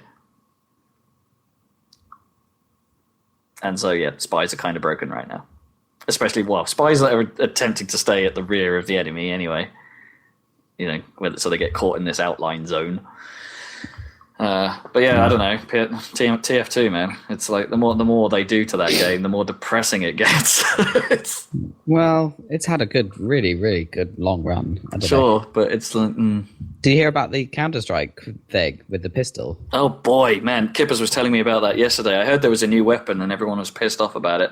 But I didn't realize just how crazy that thing is. It was hilarious. I don't know how it made it into the game. It's insane. It's like, for starters, they've made a pistol that you have to charge to fire, which is like the least Counter-Strike thing you can do. But then it also has an alt fire mode, so it's the only gun in the game to have an alt fire. that basically just unloads its clip in an instant, and it's super overkill. I think the main issue with it is not only was it OP, but it was insanely cheap because it was a pistol. Yeah. Like so you. Well, it's a Deagle replacement. Yeah. So it's not that expensive. Yeah. So you could kill someone who had spent money on body armor and like everything by getting them with a grenade around the corner and then one-shotting them. Yeah. It's a big deal, and it just sounds awful. I mean, just that gun's design sounds bad. Why a charge gun in a count? What were they thinking? Yeah, mysterious. Anyway, obviously they immediately nerfed it, but it's still ridiculous. Yeah, I just do not understand the thinking behind it. Counter-Strike isn't going away. Like, the community's still growing. The money that must be going into Counter-Strike because of that ridiculous weapon economy they have. Yeah, that's the thing. They can't just get rid of it or whatever because it's too late, because there's now an economy around. Yeah, I mean, selling, they can like repaints or whatever. Sure, I mean, they keep the gun, but they're within their rights to significantly change its mechanics. Yeah, that's true. The skins will still be worth money. So, if they're worried about the economy side of it, then, they don't really have to. Yeah, that's true. It's, oh boy, but it just boggles me why they did it in the first place. The CS economy and the money they're making from it is still strong. It doesn't there's no indication to say that it's been, that Counter-Strike is suddenly struggling and they needed to do something dramatic to mix it up a bit. Why Valve? Why? Not that I've played that for a long time. I kind of went. I'm out of Counter-Strike. It's fine. And that's all the news I got. Unless anyone else has got something. Don't know. Apparently, Just Cause 3 can run like shit on the Xbox One, like 17 frames a second if you're unlucky. Yeah, I did hear that. The Xbox One version isn't. It takes 15 minutes great. to load. Yeah. It's not very good. Yeah. Yeah. Bit of a shame. Yeah. But even the PS4 version is somewhat susceptible to frame rate drops. It's like console versions of that game aren't all that, it seems. Yeah. I guess it makes sense because it's quite ambitious in that kind of open world, crazy, huge explosions kind of way of a million different things. Yeah. Well, and Just Cause 2 kind of made its. I'm assuming it made its sort of reputation based on the PC version anyway, because at the time it wasn't a bad looking game. It was one of those sort of push the boundary type moments with what could happen in the game. So it's sort of. I want to say it made its impact on PC. So. I'm not too surprised at this stuff. Yeah. What else? Every Oculus Rift is going to come with Eve Valkyrie. So oh yeah, I heard that. That's kind of cool. Eve Valkyrie looks pretty cool, Yeah. Kotaku has an interesting article on how some people have been playing the sort of near to complete version of it, and something about what they've done in terms of making it a game has perhaps made it lose some of its sparkle, and they're not 100% sure what that is, was the opinion that they wrote about. It's interesting to read because in some respects, perhaps he touches on the idea of maybe it's something to do with having to now actually review the thing, right? To have to start looking at it somewhat objectively, like what's good, what's bad, and the process of playing the finished thing as opposed to being wowed by the initial experience is somewhat deflating. So who knows? That thing is probably still excellent, but I guess because the press have been treated to it before, that initial wow factor is now gone. Diminished. Makes sense. Right, that's it then for the news. It's time for what you've been playing, and I don't know who goes first today. I can't remember who it was last time. It was probably you last time, wasn't it? Yeah, I think it was. Metal Gear. Yeah, I've not got much this time, so I think it's down to you guys.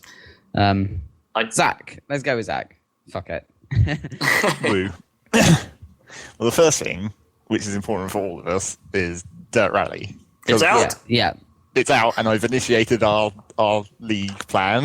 You have? Okay, I need to get involved with this. Unfortunately, of course, when I go home for Christmas, I won't have my PC, so won't get started until the new year. You're gonna miss the easy events. It's gonna be your problem. Get on it right after this podcast, and you can easily do the first event. No, apparently I've got to go and see John Barlow, so I can't do that. Hey. You've got 2 weeks. You got 2 weeks, then. We're doing it. Each season will be 2 weeks. Where I won't have my PC, so that won't work. It only takes like an hour to do the 6 stages I set up. Yeah, that's the thing. I'll see if I can do it tomorrow. Like an hour in, and also, and Zach wants you to record the replay of the first stage, so we can do some kind of. That's not vital. Man, but I'm so rusty. Okay, I'll see where we go. Well, that's why I made the first event easy. The first event is in Germany with the Lancer, and the Lancer just seems like a really easy car to drive anyway. It is pretty easy. I haven't driven anywhere near that level of car, and it's like I found that pretty easy. Okay. Yes, so that's like the training event. So you probably should try and do that if you can. Okay. That'll be the practice for the hard ones. I can do. Yeah. All right. Yes, I've arranged it for. It's Germany with the Lancer first, then Sweden with the 2000s, because I wanted to do some new stuff. Then you've got Monaco in Group B, because I thought that would be hilarious. Lol, just go rolling off a mountain. Yeah, great. But on that one specifically, I've said it so you can restart every stage rather than the whole thing, because I know that it's really easy to die in Monaco. Right, that's good. And then there's Finland in Group A, Greece in the 80s rear-wheel drive, and Wales in the 2010s. If we ever get all the way through that. And that takes an hour? Surely like more than 2 hours? No. Each one of those takes an hour. Right, yeah, and it's every 2 weeks it changes to one of those. Okay. Yeah, that's the cool thing about this. You can sort of set up a schedule for all of the events and just kind of let it go. It's sort of cool, except you can't change anything after you've started it, which is slightly annoying. I suppose that makes sense. Well, it sort of makes sense for the event that's currently running, but not necessarily the next one. No, the future thing ones. is, there's a difference between like events and seasons. It's like each of those events you schedule, which is why I set them each event for the 2 weeks, and they're all part of a season. Theoretically, I didn't have to make them all part of a season. Because, I mean... Well, does that mean there's like a running championship point or something? Well, yeah, that's what the season's for, is like the championship point. So really that doesn't matter. Sucks to be Dan right now. Why? You'll lose out on your championship points for the first event. Well, it's like, yeah... I'll have to play on your PC, that'll do it. That's true. Probably could. No, you could probably could. Well. Yeah, you probably could. You could give it a wheel go. But it runs like... This is okay, if we're talking Dirt Rally, I think since the last couple of... I sort of stayed out of it since, version 0.5, probably? Yeah. Wanting to like do things properly as soon as it hit version 1. And once it fixed all the force feedback and stuff. Well, something in that time has given me some technical hiccups. Like, it runs worse than it did before, and also force feedback now gives me a stuttering, which is really frustrating. It's kind of noticeable and quite off-putting, and it's absolutely to do with force feedback. If I unplug my wheel and start playing with a controller, the stuttering goes away and it runs much better. So something about this whatever they've done to force feedback, I bet it's Windows 10. Is bad. It could be Windows 10. It could be, because that also happened. Because I haven't noticed any difference, and we're basically running on the same graphics, I guess. Not that graphics should be affected by force feedback. No, I mean that's the giveaway in some respects. Other than unplugging your wheel and it suddenly getting better, is that you can lower the graphics as far as you want, and the stutter is still there in exactly the same way, and it's kind of sucky. Also, I had a slight problem installing the very latest version of it, where Steam got very confused and didn't boot it for a while. It would like drop out. It would start and then drop out, going, the Steam servers are unavailable right now. And it's like, wait, what? So I had to get it to validate itself and verify its files, and then it was fine. What? But yeah, so what do you think of the final version of Dirt Rally overall? Yeah, how's it going? It's not really any different. I tried Sweden a little bit, and I think I already mentioned that, didn't I? I don't remember. Soft verges. Yes. There's not really. There's still things that, like, well, the main thing that I only noticed after I tried to set up a league is you can't do car setup, and you don't get access to your engineers for the service areas. So you get shit all repair capability, basically, is one thing. But in the web interface that you use to set up the leagues, after you've made the event, it says like vehicle tuning is off and career engineers is off. But those options don't actually exist. You can't turn them on because the options don't exist and they're able to do that yet. So it's like they haven't quite finished, apparently. They're still in the progress of making some things that they've half implemented. That web interface is a bit shitty anyway, because we couldn't figure out with the league set to being closed how to get me into the league. Yeah, it says you can invite your friends, and there's a button in the league web interface where you just select the friend's username and hit invite, and apparently that doesn't do anything. Well, I couldn't see anywhere by which I could see the invite, was the thing. There was nowhere, either in the game or in the web interface, by which I could see where the invite would be. Like, I didn't receive an email, I didn't receive anything. And then Rob said he could search the league that I was in and request to join, but I don't think that should have even worked unless I'd set it to moderated, where it would have asked me to confirm the invite. But the fact that it let you search for and apparently make you think you were sending an invite. Well, this is the thing. I couldn't get search to work at all. Like, whenever I tried to do a search, it didn't actually do anything. The only way I found it was because I could click on Friends Leagues, and it would show you as being part of it. So yeah, the league I think it's still kind of boned. Yeah, it's a little broken. But the thing is, I don't think that's actually changed since they first implemented it. From what little I remember of the one league I played in really early on, I think it's mostly still the same. And also, if I remember rightly, the person who was running that league said it was quite similar to like the previous interfaces they'd used in like Grid and stuff. Okay, right. It's previous RaceNet efforts. Yeah. So maybe they'll get round to updating that at some point. I don't know. I hope so, because it's a cool idea. Well, the league stuff is neat, but it's just like it just needs to work. A lot of the things that people have been complaining about in general is that like it's like because it's asynchronous, it's not really because it's asynchronous and it doesn't have enough features. It's like too asynchronous because you can't really even look at the times of the other people that easily. Really? Yeah, you can once you've done the run. Well, yeah, once you've done the run, you can look at the overall, like, you can see the list, but can you, like, get back to that very easily? And if you've completed the event and like, you're just waiting for the next event, can you then go back and see it? Because then like, the menu option changes when you try and go into the league. It shows the end scores. Okay, interesting. I don't know. I mean, I can see it from the web interface, so... I can see the actual per stage times there. Well, yeah. Well, maybe if you look up the league as a member as well. Maybe. Yeah, if you just go into the league page and maybe it shows stuff. I didn't check it out. It's not really, and people really kind of wanted like, I don't know if they exactly want a more realistic, like if you could play a rally where you could actually have more than one car on the stage and they were just like. Timed launches or whatever. That maybe be a bit ridiculous. That's probably a bit too hardcore. It'd be a neat option to have, maybe, but yeah, for most, that's just going to be too much. I mean, for most people, let's go for for anyone who's serious about, doing the rally, that's not going to be any different because in reality, no car should ever catch up with each other because that's how. Well, they space them out by like 5 minutes or something. They should be spaced out enough that. In the majority of cases, unless someone has a ridiculous crash, no one's ever going to see anyone, so it's irrelevant. At least that's the theory. And, the stages in Dirt Rally are short enough that even then you should virtually never be able to catch up with someone. No.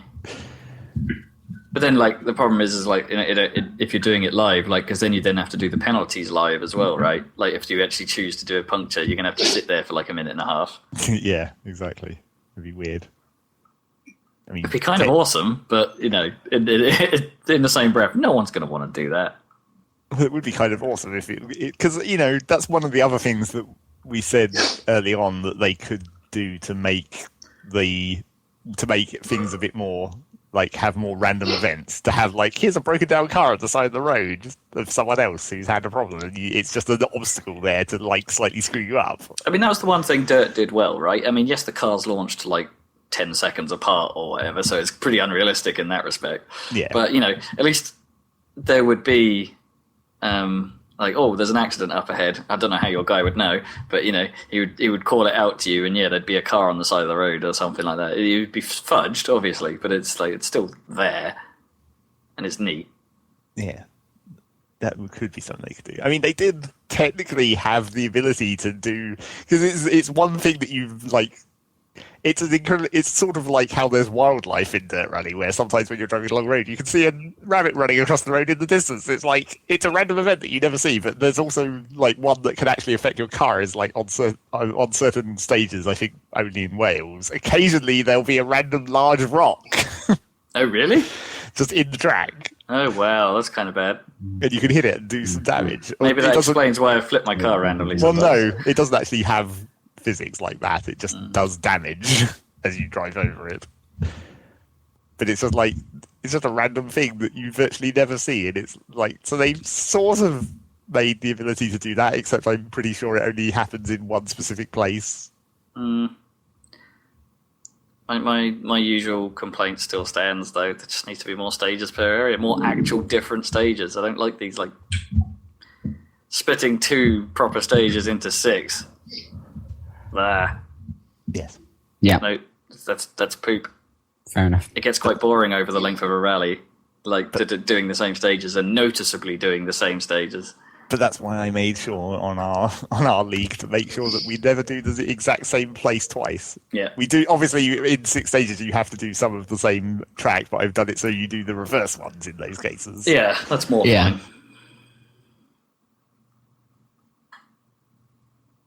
So, yeah. It comes across. It still feels cheap when that happens. It's just like, you've done this. As always, you've done this better before. Like, to be fair, it probably took a lot more resources to do the same kind of length stages these days to the level of detail than they used to. Well, a bit of me wonders if it does. Like, because I don't know. There's like short of like putting a few extra cars on the side of the road, or crowd tape. It's like it's still. I just mean like the geometry. And trees. Yeah. But once you get the engine down, surely like actually just carving out a path in it isn't that much more difficult? I don't know. A bit of me struggles with that. I mean, yes, it would be more difficult, but I'm not sure it's that much more difficult. Maybe. I mean, probably the tools are better than they were. Yeah, absolutely. Put grass here, please, and it just populates some grass. Yeah. Who knows? Don't know enough about 3D modeling or of roads or rally courses to comment, really. I imagine it does take more effort than it used to per stretch of track, because it looks so much better. There's so much more geometry. Like, I mean, obviously there's tooling and stuff, but then obviously there's massively more polygons, for example. Yeah, but that's the number of polygons isn't what should take the time, right? It's like the generation of the assets for the zones is probably the biggest. Yeah. The biggest thing, right? Generating rocks in this land need to look like this. Well, we need a bit of wall that looks like this. We need Monaco in particular is the one that stands out because it has to have that transition from the sort of autumn to the ice. Yeah. But in theory, once you've done that, right, just building the circuits within it is. If your tools are good, it should be drag and drop. You'd think, and then yes, you've got to drop more items into the world because you can now. You think if that was is it really that much worse? You think if that was true though, that there would be less zones and more original tracks per zone if that was the way that the work split, because surely they want to get maximum out of their work. Yeah, but that would piss people off even more because you actually want different zones, because that's like the main thing about rally is driving on different surfaces. Yeah. So if they had to sacrifice one of those two things, then I guess doing less tracks but more types of track is probably the better option. I mean, it is a nasty problem to have because rally requires for rally to be rally. It almost certainly requires the most effort, right, compared to most racing games. Yeah. But that's why we want it. God damn it. Yeah. And we're getting it to some extent. We'll see what happens, I guess. There hasn't really been any more releases after, like, post-launch releases. There's been a couple of bug fixes. Yeah. Mini patches. So we'll see I say happens mini by DiRT standards. Anyway, the last patch was still 300 megs, but that's quite small. Somehow, like I haven't been playing it, but Starbound's been updating recently, and their patches are still like 500 to 700 megs, and it's like that's most of the game. Have you still not managed to make your patches only patch the bits that need changing or whatever? Maybe they don't care when the game is like only a gig in size. Guess. It's like, we don't need to worry about this. Yeah, Starbound has been. I've been reading the patch notes, but not playing. And for some reason, they reintroduced having enemies knock you back when you touch them, which they got rid of. It's like they did one combat update where they made it so only enemies doing attacks actually hurt you, and everyone was like, "Yeah, that's a good change." And now they've done another combat update where they've changed it back, and now everyone's pissed off. But maybe it works with the new other combat systems that they've changed. So who knows? I wish they'd stop changing that. Just make a decision. I'm still mildly surprised Starbound is still going. Yes, it is mildly surprising. I mean, they've made several news posts recently where they've been talking like there's probably only one more update, and then it will be version 1, what they consider version 1, and then they're going to continue updating afterwards. So they'll have hit their initial feature build or whatever. Yeah. See how that goes. Because that's technically true of Dirt Rally too, right? They're still going to be doing stuff to it. They always wanted to backport soft verges, perhaps. Well, they sort of say that, but it's like it's easier to believe it when it's like an indie developer like Starbound rather than Codemasters. I guess. Although Codemasters have kind of like treated this like an indie dev project, haven't they? There's There's that same feel to it. Yeah. And I still think, even though the game's hit 1.0, it kind of actually does feel like an indie game, right? It doesn't feel like Codemasters' previous efforts at all. Well, yeah. The other trouble with Dirt Rally is that now they've announced that they're releasing it on consoles in April, so I imagine that they're just going to have to put most of their effort into that now. Which, yeah. And then there's the question, it's like, okay, once they hit that point, does that then mean... Is that the lockout, where it's like, now we're literally done because we can't change it on consoles and we're not going to diverge the versions? Yeah. It could, and yeah, again, knowing Cody's past, that is probably the cut-off point. That is probably where they stop, because they didn't really do any updates or patches to the previous Dirt games, like on any of them really, other than, hey, it's DLC time. And fuck, games for Windows Live is fucked. Yeah.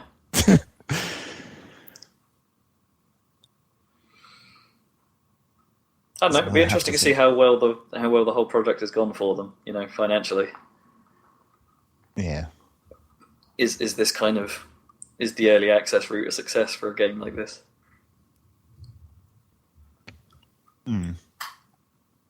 Yes. Yes. What else? Well, we play some more Rocket League as usual. Yep. Snow day. Yep. They introduced their weird hockey thing. I think it's fun. It's all right. I like it a lot. Admittedly, the puck physics are somewhat broken in places and bonkers, but it's funny. Yeah. Sandwich pucks. Just make them fly, and the times where it randomly gets stuck to the ceiling. Yes, don't know what's up with that. That's some really weird physics. Man, it's funny though.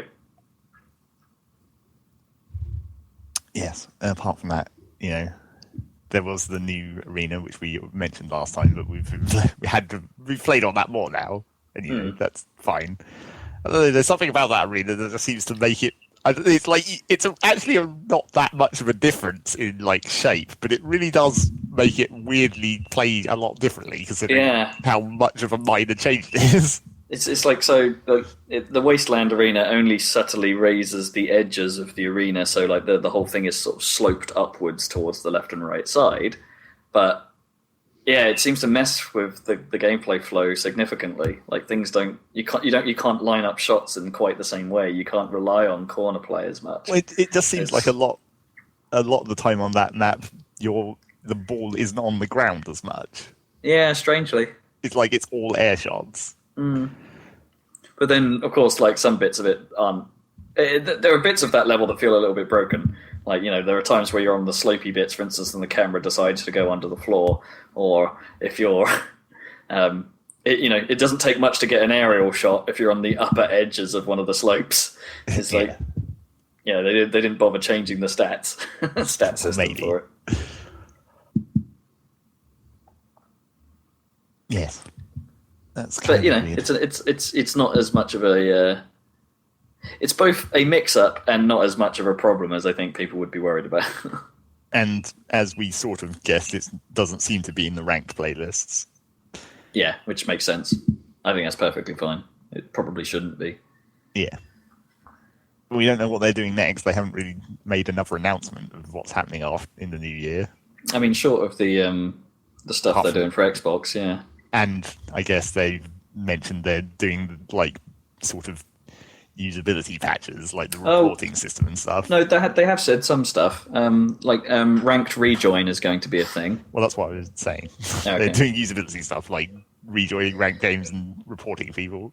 Yeah, ranked rejoin is going to be a thing. They're officially going to unlock the frame rate for PC users. So if you want to run it at 60 plus, you no longer have to hack a file somewhere like I've done to get it to run at 120 and above. They're just officially adding that. And also apparently one of the recent patches introduced a problem for people running high-resolution setups where the UI got bigger unexpectedly. Well, it's not really a problem. They were trying to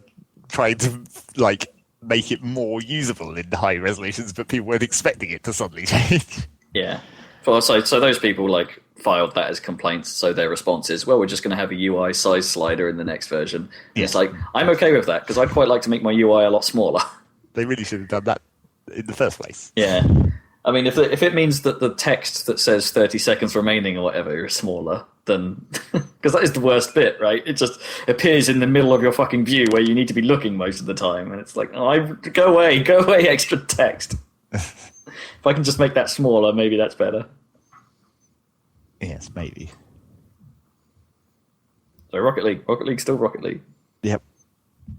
I played some smallish amount more of Just Cause 3. I finished the first island. Okay. Finished as in cleared every outpost or whatever. Yeah. What do you have blowed up every? I actually took everything over. Right. Okay. Because you don't have to do all of it to progress the story. Well, obviously you want to blow everything up. Yes. I didn't do all of the challenges for that island because at some point those challenges are retardedly difficult. I was just like, fuck this. I'll get as many as I can for the unlock tree, but I won't bother trying to 5-star literally everything. You'll probably find some easier ones perhaps at the start of the next island. Well, I mean, they say that you don't need to 5-star everything to unlock everything. Oh, okay. Well, that's fine then. I mean, there's achievements for it, of course. That's the one reason to 5-star everything at some point is for the achievements. But whatever. Won't worry about that until I finish the game, I guess. Yeah, unlocks first. Always unlocks.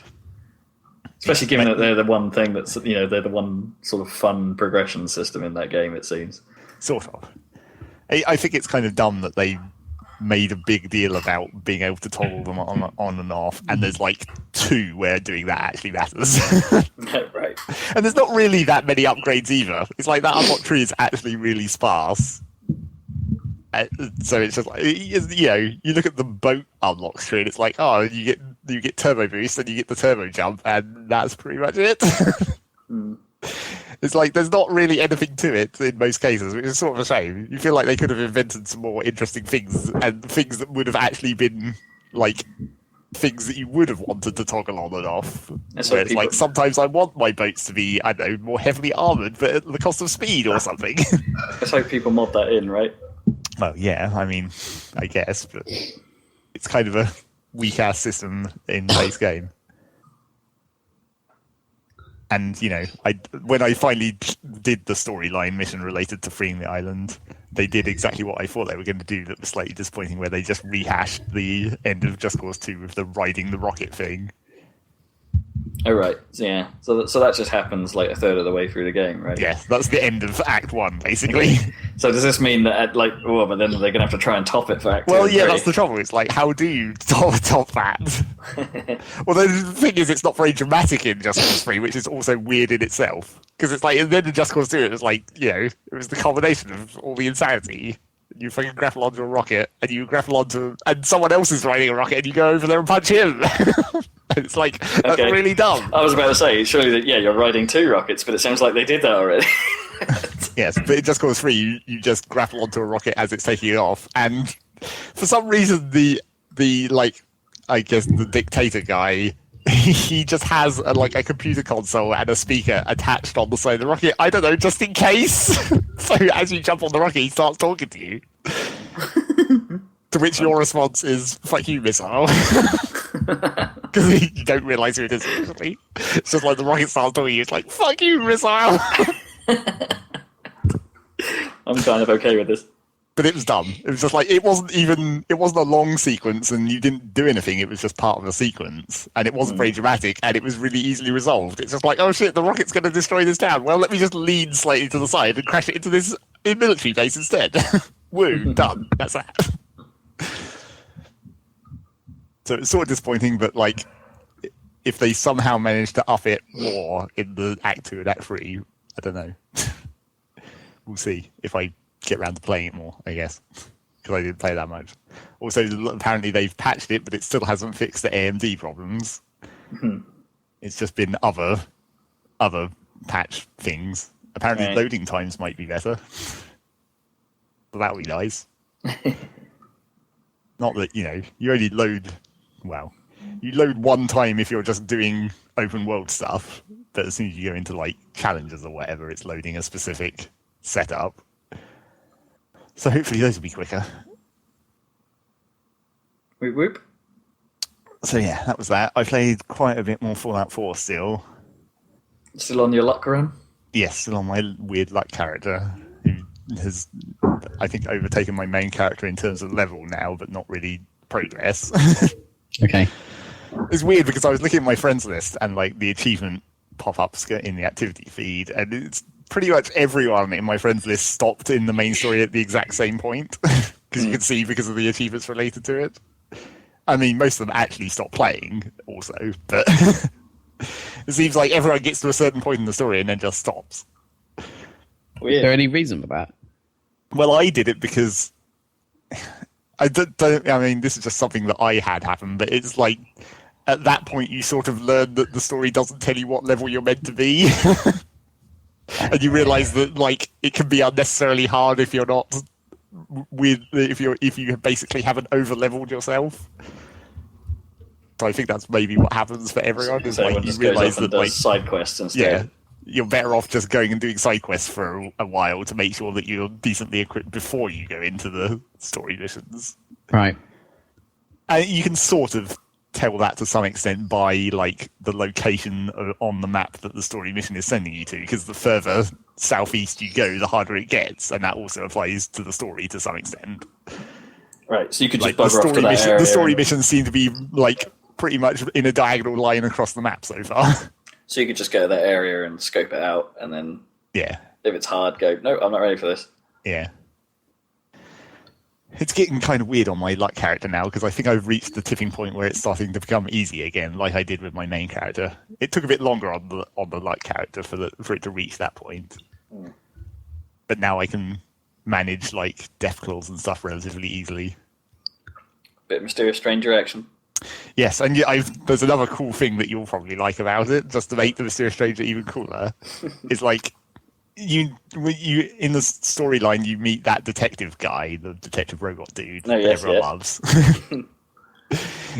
So yeah, and he's like a private eye or whatever. And then after you rescue him, he has a little set of side quests of like his unresolved cases or whatever, where you can go and help him with various side story stuff. Yeah. But under his bed, there's an extra case notes file that doesn't trigger a mission about his research into the mysterious stranger. Oh wow! And it like charts like all the locations throughout the Fallout universe where he's been seen before. So it's like, oh, the Capital Wasteland, that was from Fallout 3. Cool. But then also related to that, like when in the game when it triggers and the mysterious stranger appears in vats and shoots a guy, when it pops back out of vats, if he's your companion, he's like, "Hey, stop, come back!" And then it's like, "Oh, he's gone," which is really cool. Well, that's neat. That's so neat. Like he just comments on the mysterious stranger appearing and then disappearing, and be like, "Fuck, he's disappeared again." That's really cool. They've tried to at least sort of world build the stranger in, at least. Yes. That's I cool. have been having weird problems with it recently, though, where like it doesn't work correctly sometimes. It's like occasionally it will spawn the mysterious stranger so close to the enemy that his gun clips through them, and that causes him not to actually fire, so he just stands there. Which is really bad when you need it, where it's like, oh, he's going to kill him. Oh, wait, he didn't even shoot. He just disappeared again. I guess you could count that as being part of the luck. Yeah, I guess. The luck of the luck tree. Luck upon luck upon luck. Dice rolls on dice rolls. Yep. Dice within dice. Indeed. It's a hyper dice. Clearly. And that was mostly all I played. Oh, wait, I did actually also go back into Kerbal Space Program a little bit. I hadn't played it since the last update where they messed around with the aero again. The aerodynamic forces, and it's just made it really difficult even more.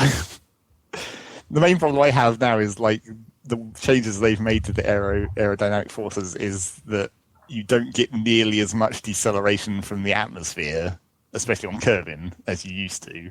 So you can't, especially in the early game where if you're playing career and you don't have as many parts to work with, you can't have very big capsules re-entering because they're just too heavy, so they don't decelerate enough to allow you to deploy the parachutes without them getting ripped off.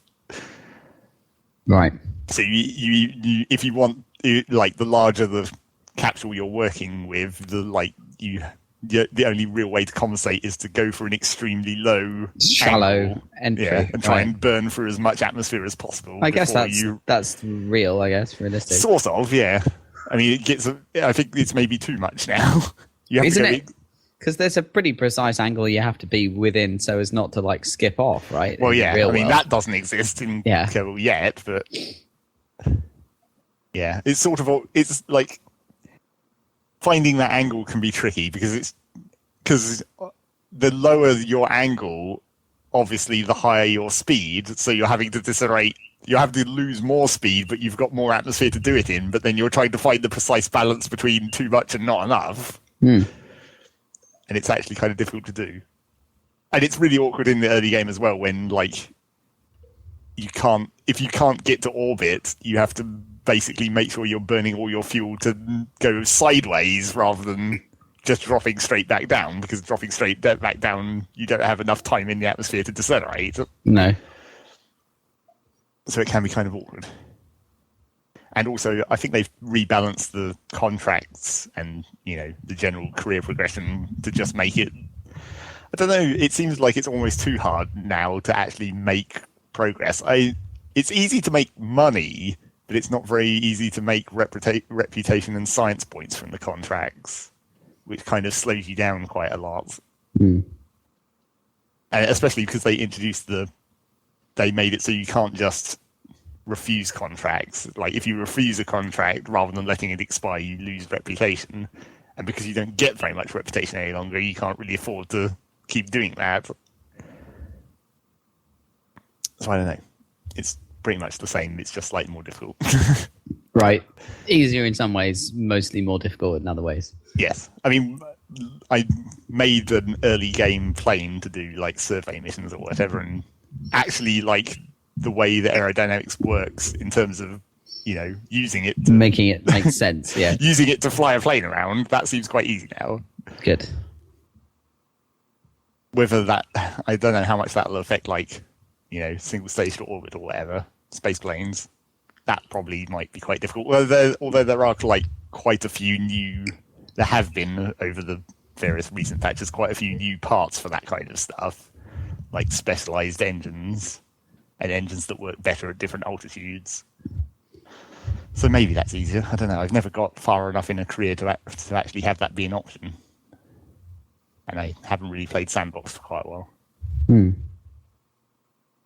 Would you go for sandbox usually, or these days, or do you seem to go for career since that was the new thing? Yeah, I mean, it's just because it's like, it's a progression thing. I want to actually have goals that aren't just goals I make myself. And I guess I could play in science mode, but then I wanted to see what it was actually like with the actual contracts, because the contracts are the sort of more interesting thing to some extent. Because it's even more specific goals. It's not just like the science where it's like go to a place and activate your science modules. Get science here. So yeah. Look at the science bucks. A decent amount of Kerbal. Cool. And another thing that updated that I didn't play was Prison Architect did another update. I still need to watch your video on that. Well, the thing is, one of the things that we talked about in that video is no longer true, because now you can have female jails. Wow. Cashing in on that. Orange is the new black dollar. Yep. But the thing about the female jails is like they actually play differently as well, which is interesting. They have different psychology to it. Or... Yeah, they have specific mechanics. Like in general, the woman prisoners are slightly less hardy in fights, but then they also have specific needs. Like some of them can have babies, and they need specific runes for dealing with babies and stuff. Oh, if they enter the prison pregnant, you mean? Presumably they don't get pregnant in prison, unless you have a mixed prison. Unless you've watched Orange is the New Black, yeah. You have, like, the first 2 years of babies or whatever, and they have, supposedly, psychologically, it's like they have higher needs for family and stuff. It, like, modifies the actual, like, needs layout slightly. So that's kind of weird. I haven't tried that yet. Apparently, in general, people are saying that the female prisons might be slightly harder overall because of those changes. So, I don't know. Maybe I'll try it. We'll see. And then there's a bunch of balancing for escape mode, but I still never have tried that either. It's not really what I'm interested in Prison Architect. Right. Not until it appears that it's a finished thing anyway. Okay.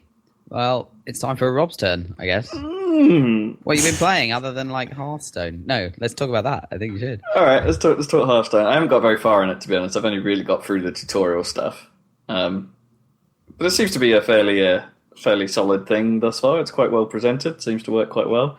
It's like in some respects, it is like Magic the Gathering, but simplified, right? In ways that make sense. So you don't have to worry about mana color or anything like that. For instance, it's all just every turn that you get, you gain one more mana that you can play with on that turn, up to a maximum of 10. Right.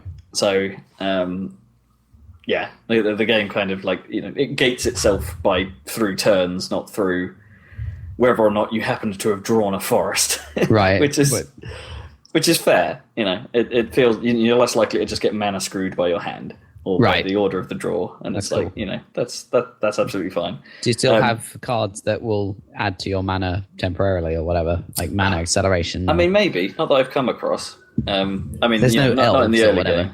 Yeah. I don't know. Not in the early game. But there's every possibility that there are cards that can do that, because it does set itself up as like there's still the sort of creature and spell system, but it's right. And those spells could have any number of effects, it seems, and the creatures could have any number of special abilities assigned to them. But on all of those fronts, it's an incredibly similar game. Where the rules start to differ is that the player always has the choice of attacking the hero character. So you can always, provided the enemy's creatures lines don't have a taunt creature, which forces you to have to attack that first. You can just go straight for the player's hero if you want, and just sort of bypass the creature line. Oh, I see. Okay. And there's also other little things as well. Like, so if you manage to equip your character with weapons, which are a card as well, you can attack as yourself. Oh. Okay. Which is interesting. So certain play styles, like aura, enchantment type cards. I haven't come across anything that you sort of 100% just lay over the top of a card yet. Okay. There are cards that will affect other cards. So one of the creatures I've come across basically buffs attack power of everything else you have in play. Yeah, sure. For instance, so there are ones like that, but I haven't come across equipment in the sort of strictly magic sense, or even auras per se. Right. Equipment, I think, is. I would imagine they've kept it relatively simple, and that it's only something you can equip to you. So you say, "Oh, I've got a weapon now." Right. What about like standalone like artifacts or enchantments? Do you have those? Like, again, not that I've come across. Okay. Not things that sort of stay in the game as just a thing. As a thing. I think they are sort of limited to either one-off effects or effects ties to creatures. Is what I've seen so far. Right. So it's a simplification, Cool. but in many ways it's welcome. It feels easier as in terms to learn its mechanics, although I'm sure I haven't uncovered all the mechanics yet. But in the same breath, it makes the game more important about how you use those things. I guess you don't have to worry about the minutiae of like, oh shit, I really need to get my mana farm up and running, and I need to just hold on for a while until I can actually do something. It's like, no, you're doing stuff all the time because the playstyle of both characters kind of has to be somewhat similar. You need your creatures, everyone, but then you use your spells as backup, and it's like there's the interplay between those things on a fairly simple level. In a way, it's like kind of like what the Magic video games did. Right. You know what I mean? They took the entire complexity of Magic and distilled it down to what was relevant in those sets at the time, and then limited you further by only allowing you to build decks of certain styles. Yeah. Hearthstone is that. Very much just that. And if you know anything about Magic, you will probably know exactly what I'm talking about right now. As I say, I'm yet to dive super deep into it. I've got to the point where I can make my own deck, but the amount of cards that I actually have access to means that I can only just build decks out of everything that I have, pretty much. I haven't got to the point where I've got enough stuff to really be thinking about playstyle and things like that. So I guess the next thing I need to do is to start digging into there is a sort of solo career mode, which you don't have to play online, and things. I think it calls it the practice mode. Yeah. Which I will attempt next to hopefully unlock a few more cards and open up a few more possibilities. And other than some loading times on my iPad, it generally runs just fine. The controls are great. It's a pretty neat implementation of how to play one of those games, possibly because of its simplifications. It makes it just easy to see what's going on. It's neat thus far. I'll keep going. I need to dig deeper, I suppose, to get a full understanding of it, but it's left a good first impression. Cool. So do you have a full-on Battle.net account and everything in order? Yeah, but you have to go down that route. I think if you want to go anywhere near the online stuff, you need to create a Battle.net account. And right. I think you can reuse if you already have one from StarCraft or probably any other Blizzard game. But it's for me, I had to actually create one for once. Is that all right? Pretty simple. Yeah. It's the usual registration. It's the same as RaceNet, No, RaceNet was nice and easy, actually, thinking about it, because you could just go log in as Steam. Oh, right, okay. Had the whole, how log in with Facebook sort of thing. Like RaceNet actually just offers a login with Steam thing, and it's like, oh, okay, problem solved. So we'll see. I will proceed with that. The other, I suppose, I have been playing a lot more Metal Gear. I'm still playing that. I haven't played anything for the past 2 weeks, I'm afraid. I've just been too busy, apparently, doing stuff seemingly every evening, so I haven't had a chance to get stuck into any Metal Gear. I think I've probably played one story mission after the last time we talked. But so I've got to the point where I've unlocked Africa now. Right. I haven't gone to it, but I've probably roughly where I am, or slightly further. I might be a tiny bit further. Yeah. So I don't know, mild spoiler, I suppose, but I'll use terms that perhaps don't make any sense if you haven't started the game. I've just done the mission where you properly meet Sahelanthropus. Yep. Boy, that mission. It's long. It's long, and that ending section. It's not great. No, I didn't think it was great. Jeez. Anyway, I mean, it looked cool at first, and then actually doing it, I was like, wait, what? It's like, how am I supposed to do this? Yeah. And it's like, it seems deceptively easy at first, but then it's like, oh no, I actually need to get on the helicopter and whilst I'm land. being spotted the entire time, and the helicopter won't land if it knows you're spotted, and okay, this is actually really, really difficult and not fun at all. How did you end up doing it in the end? Because I sort of cheesed it, because you can use the helicopter as a distraction. Right. And so I ended up... Also didn't help that, because of the way that things were set up with the quiet mission before it, that it made it sound like bringing that little walker was a choice, and it's like, and that it was an important choice. Oh. So for a while I tried to bring that with me, which really, really doesn't work. That was a terrible idea. I'll try and bring the D-Walker. I wish I hadn't. It made it seem like I almost had to use the D-Walker or whatever. But I wish you can use it to quit. If you don't mind going loud, you can use it to just run out of the base, machine gunning everything in your way, which is what I did. I tried to run out of the base and not kill anyone, which was really difficult. Because they seemed determined that I should use this thing. But I think it would have been better if I just sneaked out with. Yeah, you're probably right. I mean, it would have been long. And difficult to do that, but it's like, I just got on the thing and ran out the back, just machine gunning anyone that saw me. It was fine. It worked. That's cool. Yeah. And then obviously you hit the cutscene, and then it's all gone to hell anyway. It's sort of a shame, really, because I mean, it's cool to see the Metal Gear and everything, and that mission is long and cool because you have to sneak into 2 bases, and they're both interesting and done. That second base is really big and kind of irritating, really, but I had a fortunately timed sandstorm that helped a lot. So did I. I had a convenient sandstorm, and I accidentally.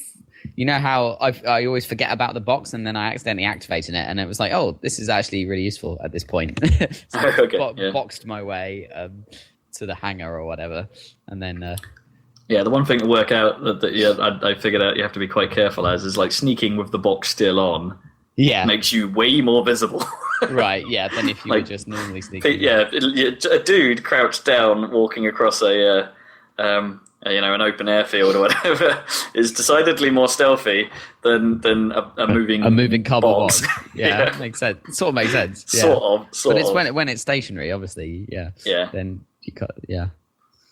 That bit was that mission. I mean, the one thing I wish was better in the game is the checkpointing system. Often it checkpoints you way too far away from the base, and you have to do the whole. It can take quite a long time to get up to the moment where it's your success or failure is on a knife edge. Yeah, and it's and I find most missions often have a moment like that. I think it's the nature of it is that they have those moments. Yeah, but I just wish that then didn't take me so long to get back to that point, and I find that really tedious. Especially if I've done the area 3 or 4 times, and each failure has been because of something that didn't really feel like my fault. It does have that stealth game problem still. I mean, this happened to me, and it really pissed me off because the next mission, the first mission in Africa, not to spoil it, but it's a huge base, and obviously you checkpoint on the edge of the base, and then it took me ages to get to the first objective, but then, you can watch out for this as well. Maybe there's another way of doing it, but anyway, you have to go into an area and plant some C4, right? Right. And there's a door, one of those doors on the chain link fence that goes into the area. And I don't think there's any other way in or out of that area. Or no secret way. It's a chain link fence around it. So you have to go through the door, and that's fine. But then the door closed after me. So when I tried to sneak out, and there's guys on the other side of the door, but they're looking the other way.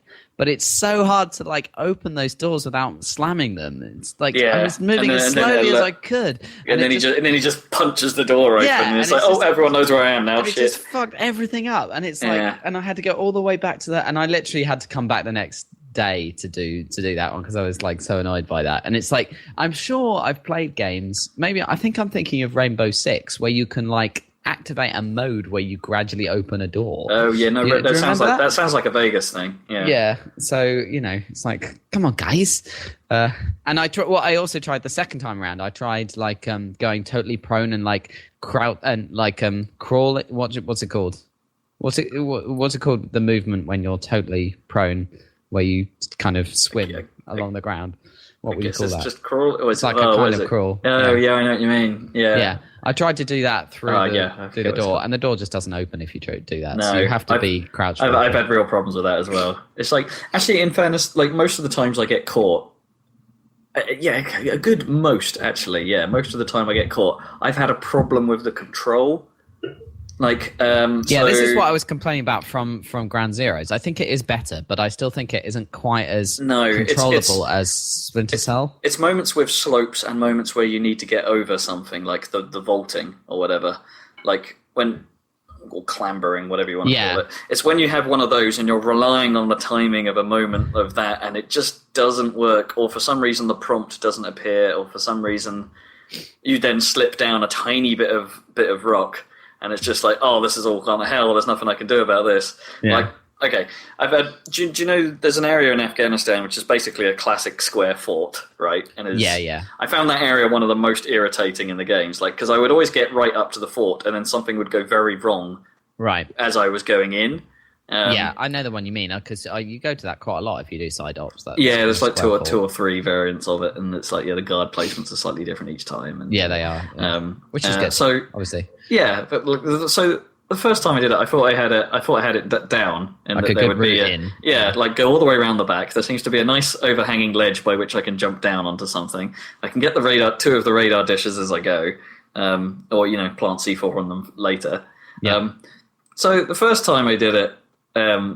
There was a guy up on the ridge that I just couldn't see at all. And when he spotted me, it's like, oh, that's fine. I'll just reflex mode, tranquilize him in the face. Yeah. Except the precise moment I pulled out my gun, Snake then got stuck in a sort of I'm falling down the slope loop. Oh no! So I'd slide down. I'd slide down the slope and then bring up the gun again, only to find that I now can't shoot this guy's head. So I'd move to the side slightly. And then he'd do the slide down the slope animation again. It's like, oh god damn it! And then of course I was screwed. Ran out of reflex. Yeah, I was screwed from that moment on. And there's too many guys in that base to try and go loud. No, you can't really. It's quite a busy one. Yeah, that's a difficult one. So I got screwed up by that. So I did the whole thing again, same route, went to the same place. The guy wasn't there that time, and I thought, okay, fantastic. Let's just all is well. All is well. This ledge is quite nice. I can use that to drop down. So I obviously I was very careful before dropping down, because obviously that means doing a jump and probably making a large noise and being quite obvious. So I look around everywhere that I possibly can and nope, that's fine. Jump down. The moment I jump down, it goes into combat alert immediately. Right. And someone had obviously seen me. It goes into reflex. I just look around and stand up, and I can see nobody. Right. Anywhere. I don't know where this vision has come from. So I maybe I can hide it out. Maybe they actually don't know where I am. But no, 50 guys just come up the stairs, and it's like, well, fuck, what the hell just happened? Shit, okay. That sounds like bad luck. I haven't had anything like that where I didn't know who spotted me. Yeah. So third time, I attempt the same thing.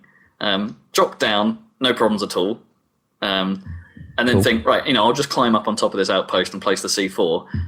The prompt to climb, even though the design of that outpost is exactly the same as the one with the other radar dishes on, I can't climb off the sandbags onto the roof on there. It just doesn't appear. So I'm there sort of just going, well, why can't I do this? And I'm pushing Y and going, well, why can't I could do this over there. Why can't I do this here? At which point I get spotted, obviously. It all goes to it's like, god damn it! So screwed up by an inconsistency in the control. Yeah. What happened? The fourth time, and the next time I failed it. I got it right on the fifth attempt because I found a different way in. Yeah. I found a little underground passage that made things a lot easier. Yeah. I went the same route again the next time. Obviously just banging my head against a wall at this point. And I get all the way onto the ramparts, I suppose. Up at the top where you need to be, yeah. Yeah, and I find a convenient hold to drop through, thinking, oh, this is great. This gets me exactly what I need to be. Drop down. Of course, there's a guy in the room. And it's so it goes into reflex, and it's like, that's fine. I shoot in the head. Oh, frustratingly, the guy's animation was pixel perfect to duck just enough behind a box so all I can see is his helmet. And it's no! Son of a bitch. It's like, it's great in the respect that it then creates a story to tell. Yeah, it does. But it is in no way fun at the time going into a base for the fifth time to get, fucked over by something you couldn't predict. Yeah. It's like, it would have been easier doing this if I had D-Dog, because now I've got D-Dog. Obviously, he can You'll see spot the guy, where everyone is within a reasonable radius. So it's just like, oh yeah, I probably can't do that. There's a guy right there. Yeah, it does make it better, less frustrating experience. Yeah, D-Dog's cool. Although I do miss being able to get. Weirdly, I do now miss being able to get around everywhere very quickly because everything's so far apart. On the horse, yeah. Yeah. I mean, I know you can swap character and stuff, but you lose like a reasonable chunk of trust when you do that, which I think is a bad decision.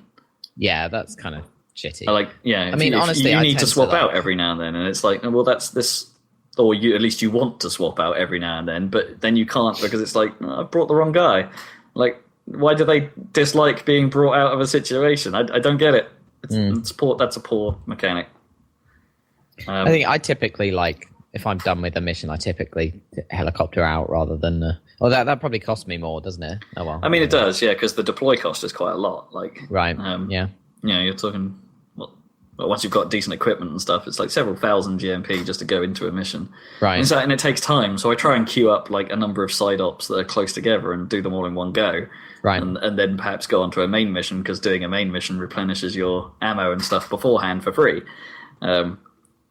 So it's like, I try and queue it all up into one big session, but there are times where you just can't do that, and then you've got to fly in, fly out, or you do one mission and then you go, I could probably get to the other place, and then you realize how long it takes to travel 4 kilometers, and you're like, oh god, well, this was a bad call. I should have just flown. It would have been great if you could have called the chopper down and then just tell the chopper to go somewhere else on the map, which you can do around Mother Base, but you just can't do in Afghanistan. No, you have to go back to the mobile command center thing, don't you? Which is kind of annoying. Yeah. Even if it just faded out instead of going back to the command plate and then faded back in, straight back into Afghanistan. Even if they couldn't be bothered to try and animate a flight path between places, I'd have been okay with that. That would have been absolutely fine. Yeah. Instead, your only form of fast travel is the boxed fast travel, of which I haven't found many of the drop-off points, so I couldn't really use that either. And you can't use it once anything's in any kind of alert status. Yeah. Even if they just slightly sniff you, it's like, nope, you can't use the box transport here. It's like, damn it. But I'm still. It's still good. Generally, though, right? I'm still positive. I'm still positive on it. I'm still. Yeah, I like having long sessions with it. I like having. That's what I need to get back to. I just haven't had time, but maybe in the new year. Yeah, I'll be looking forward to it. It's going to take me a long time to get to the end of this game. Never mind. Yeah. I'm enjoying it. It's just, I think that as it gets more difficult, as it tries to increase the stakes, I suppose, some classic stealth games problems are starting to irritate me. I think the idea is that will get mitigated by equipment and buddies and shit. So, yeah. Well, but then the enemy's equipment makes that worse as well. It's like, the enemies start getting tougher, and then you have to run those combat deployments to try and disrupt the supply of helmets to people, and it's. Which is interesting. It's a cool idea. When you come across people that have now got hella equipment, and you're just like, oh god. Yeah. How the hell am I going to deal with these guys? Turns out, choking them out is still possible. Yeah, choke them out. That's a trick. There's 2 of them standing next to each other. It's slightly annoying. Often you can grab someone without someone who's standing right there noticing, though. Oh, yeah. No, yeah. I've had some... I had one moment where that's worked perfectly, where if you use D-Dog's bark... Right, it's like doing the lure, but for a longer range. Right. So you get probably the 2 guys standing together coming at you at once. Right. So if you very quickly grab the first guy around a corner and just go for the kill option, I know that's not how you're playing, but it's the one time where this makes sense. Let's go for the kill option because it's fast, and then you're still ready to grab the next guy and interrogate the second dude. I mean, it is if you're not going for well, no. It is possible to quite quickly grab a guy and then go to trank the other guy. If you grab and then bring up the gun while holding him. Yeah, that's worked a few times. Yeah, it's risky because the window is smaller. Yeah, but it does work. And also sometimes if you're actually close enough to use the knock lure, sometimes that will actually only both guys will notice it, but only one guy will go investigate. Yeah, that's quite good. Which is useful. And sort of makes sense in terms of being a guard, I suppose. Yeah. Maybe one of them would stay, and I don't know. Yeah. Maybe it's better to stick together. Anyway. Who knows? But it's neat how you can play these things against each other. I'm not sure I'm using many of the crazy tricks. Like I looked up some of the stuff about box tricks, and it's like, yeah, this is quite a lot here. Yeah. I've used the one which is actually I think a glitch, but is kind of useful. In that if you have the box equipped and you start edging your way down a cliff, you start clipping the edge of the cliff. Yeah, like making the fall not kill you instantly. Ah. Which I've been caught out by the sort of full damage thing. Yeah, me too. There's too much of a fine line between. Yeah, I'm absolutely fine between. No, I'm totally dead. Yeah. I think that falling is the only way I've got into that state where you have to heal yourself. Yeah. Yeah. No, I got. I've been shot a few times and had to deal with that because obviously I'm not as good at stealth, so I end up going loud more often than I'd like. But going loud is becoming less and less of an option as the game goes on. But yeah, there's been one time where I've just been in the middle of a firefight and just I'll just casually heal up. Let's see if this works. Yeah. And the whole sequence has played out without me getting hit for some reason. Right, and it's I'm all right. Let's carry on. So Metal Gear, it's a weird ass thing. It's a weird ass, really good game. Oh, and I only half cheesed the quiet fight in the end. Oh, right, okay. I thought I'll knock her stamina down with one supply drop. Yeah. And then I'll see if I can do the second half properly. It's not that tricky. I mean, no. I guess you'd probably have run out of... You might have run out of trank ammo at some point because it doesn't do a great deal of stamina damage. But you could always have just called in another supply drop. And it was actually... It wasn't so bad once you had D-Dog because if she moved somewhere real close... I actually got quite lucky at the end, to be honest, because she moved close and started then just basically moving around me fairly close on. So as soon as she uncloaked, shall we say, potentially minor spoiler alert, you just shoot her immediately and then she'd move on again. And it's, if you got good at spotting her trail, it wasn't bad at all. Yeah, it's a cool environment. It's a cool little fight. I enjoyed it. Very, very Metal Gear feeling boss moment. Oh, definitely. Which is what you want. Yep. Yeah. Unlike the stompy robot. Yeah. But anyway, I can give that a pass. It was only 5 minutes of gameplay in a giant game, so.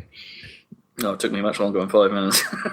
I had a real problem with it. What, to work out how to fucking get past? Well, I just had to get lucky, really, because every time I had an opening, it closed it fast. Yeah, I can't remember how I did it in the end. I think it involved galloping from one end to the other really quickly.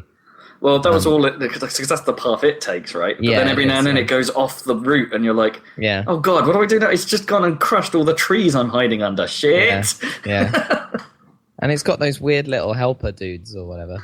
Oh, yeah. Pigs. Yeah. Boy, that was irritating.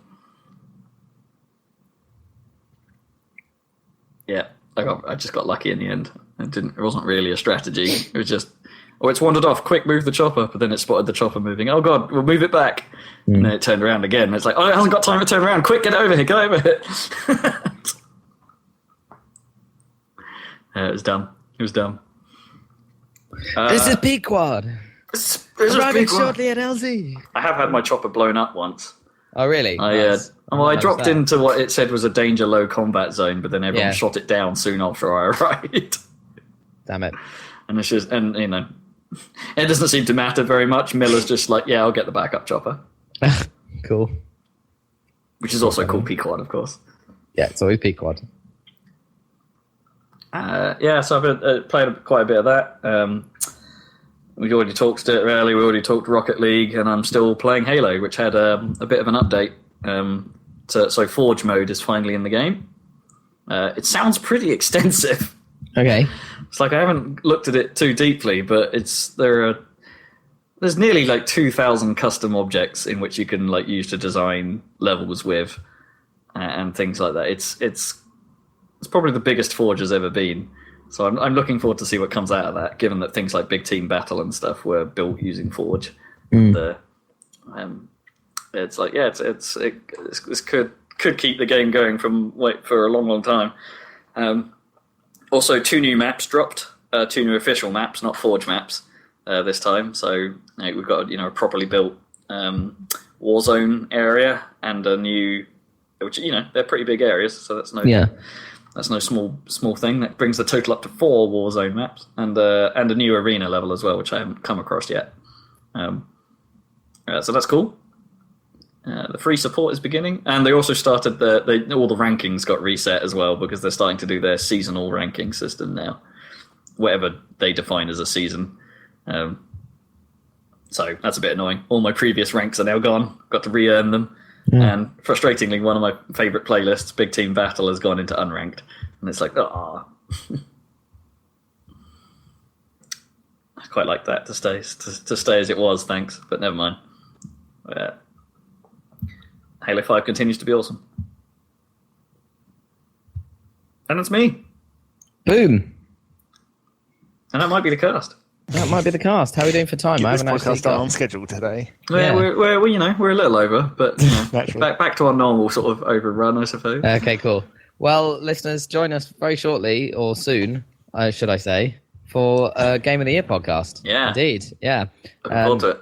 So have a great Christmas, everyone, and we'll catch you in the new year for that one. I might have to play Fast Racing Neo. The draw is too big. I don't think you should resist that draw. It looks good. It looks real good. Well, it looks okay. I'll probably have an okay time with it, if I'm honest, but it's future racing. I can't resist. Don't say no. And, we'll catch you for that. So join us next time. Thank you for listening. Bye. Thank you for listening from 2014. Yep. 2014. Goodbye.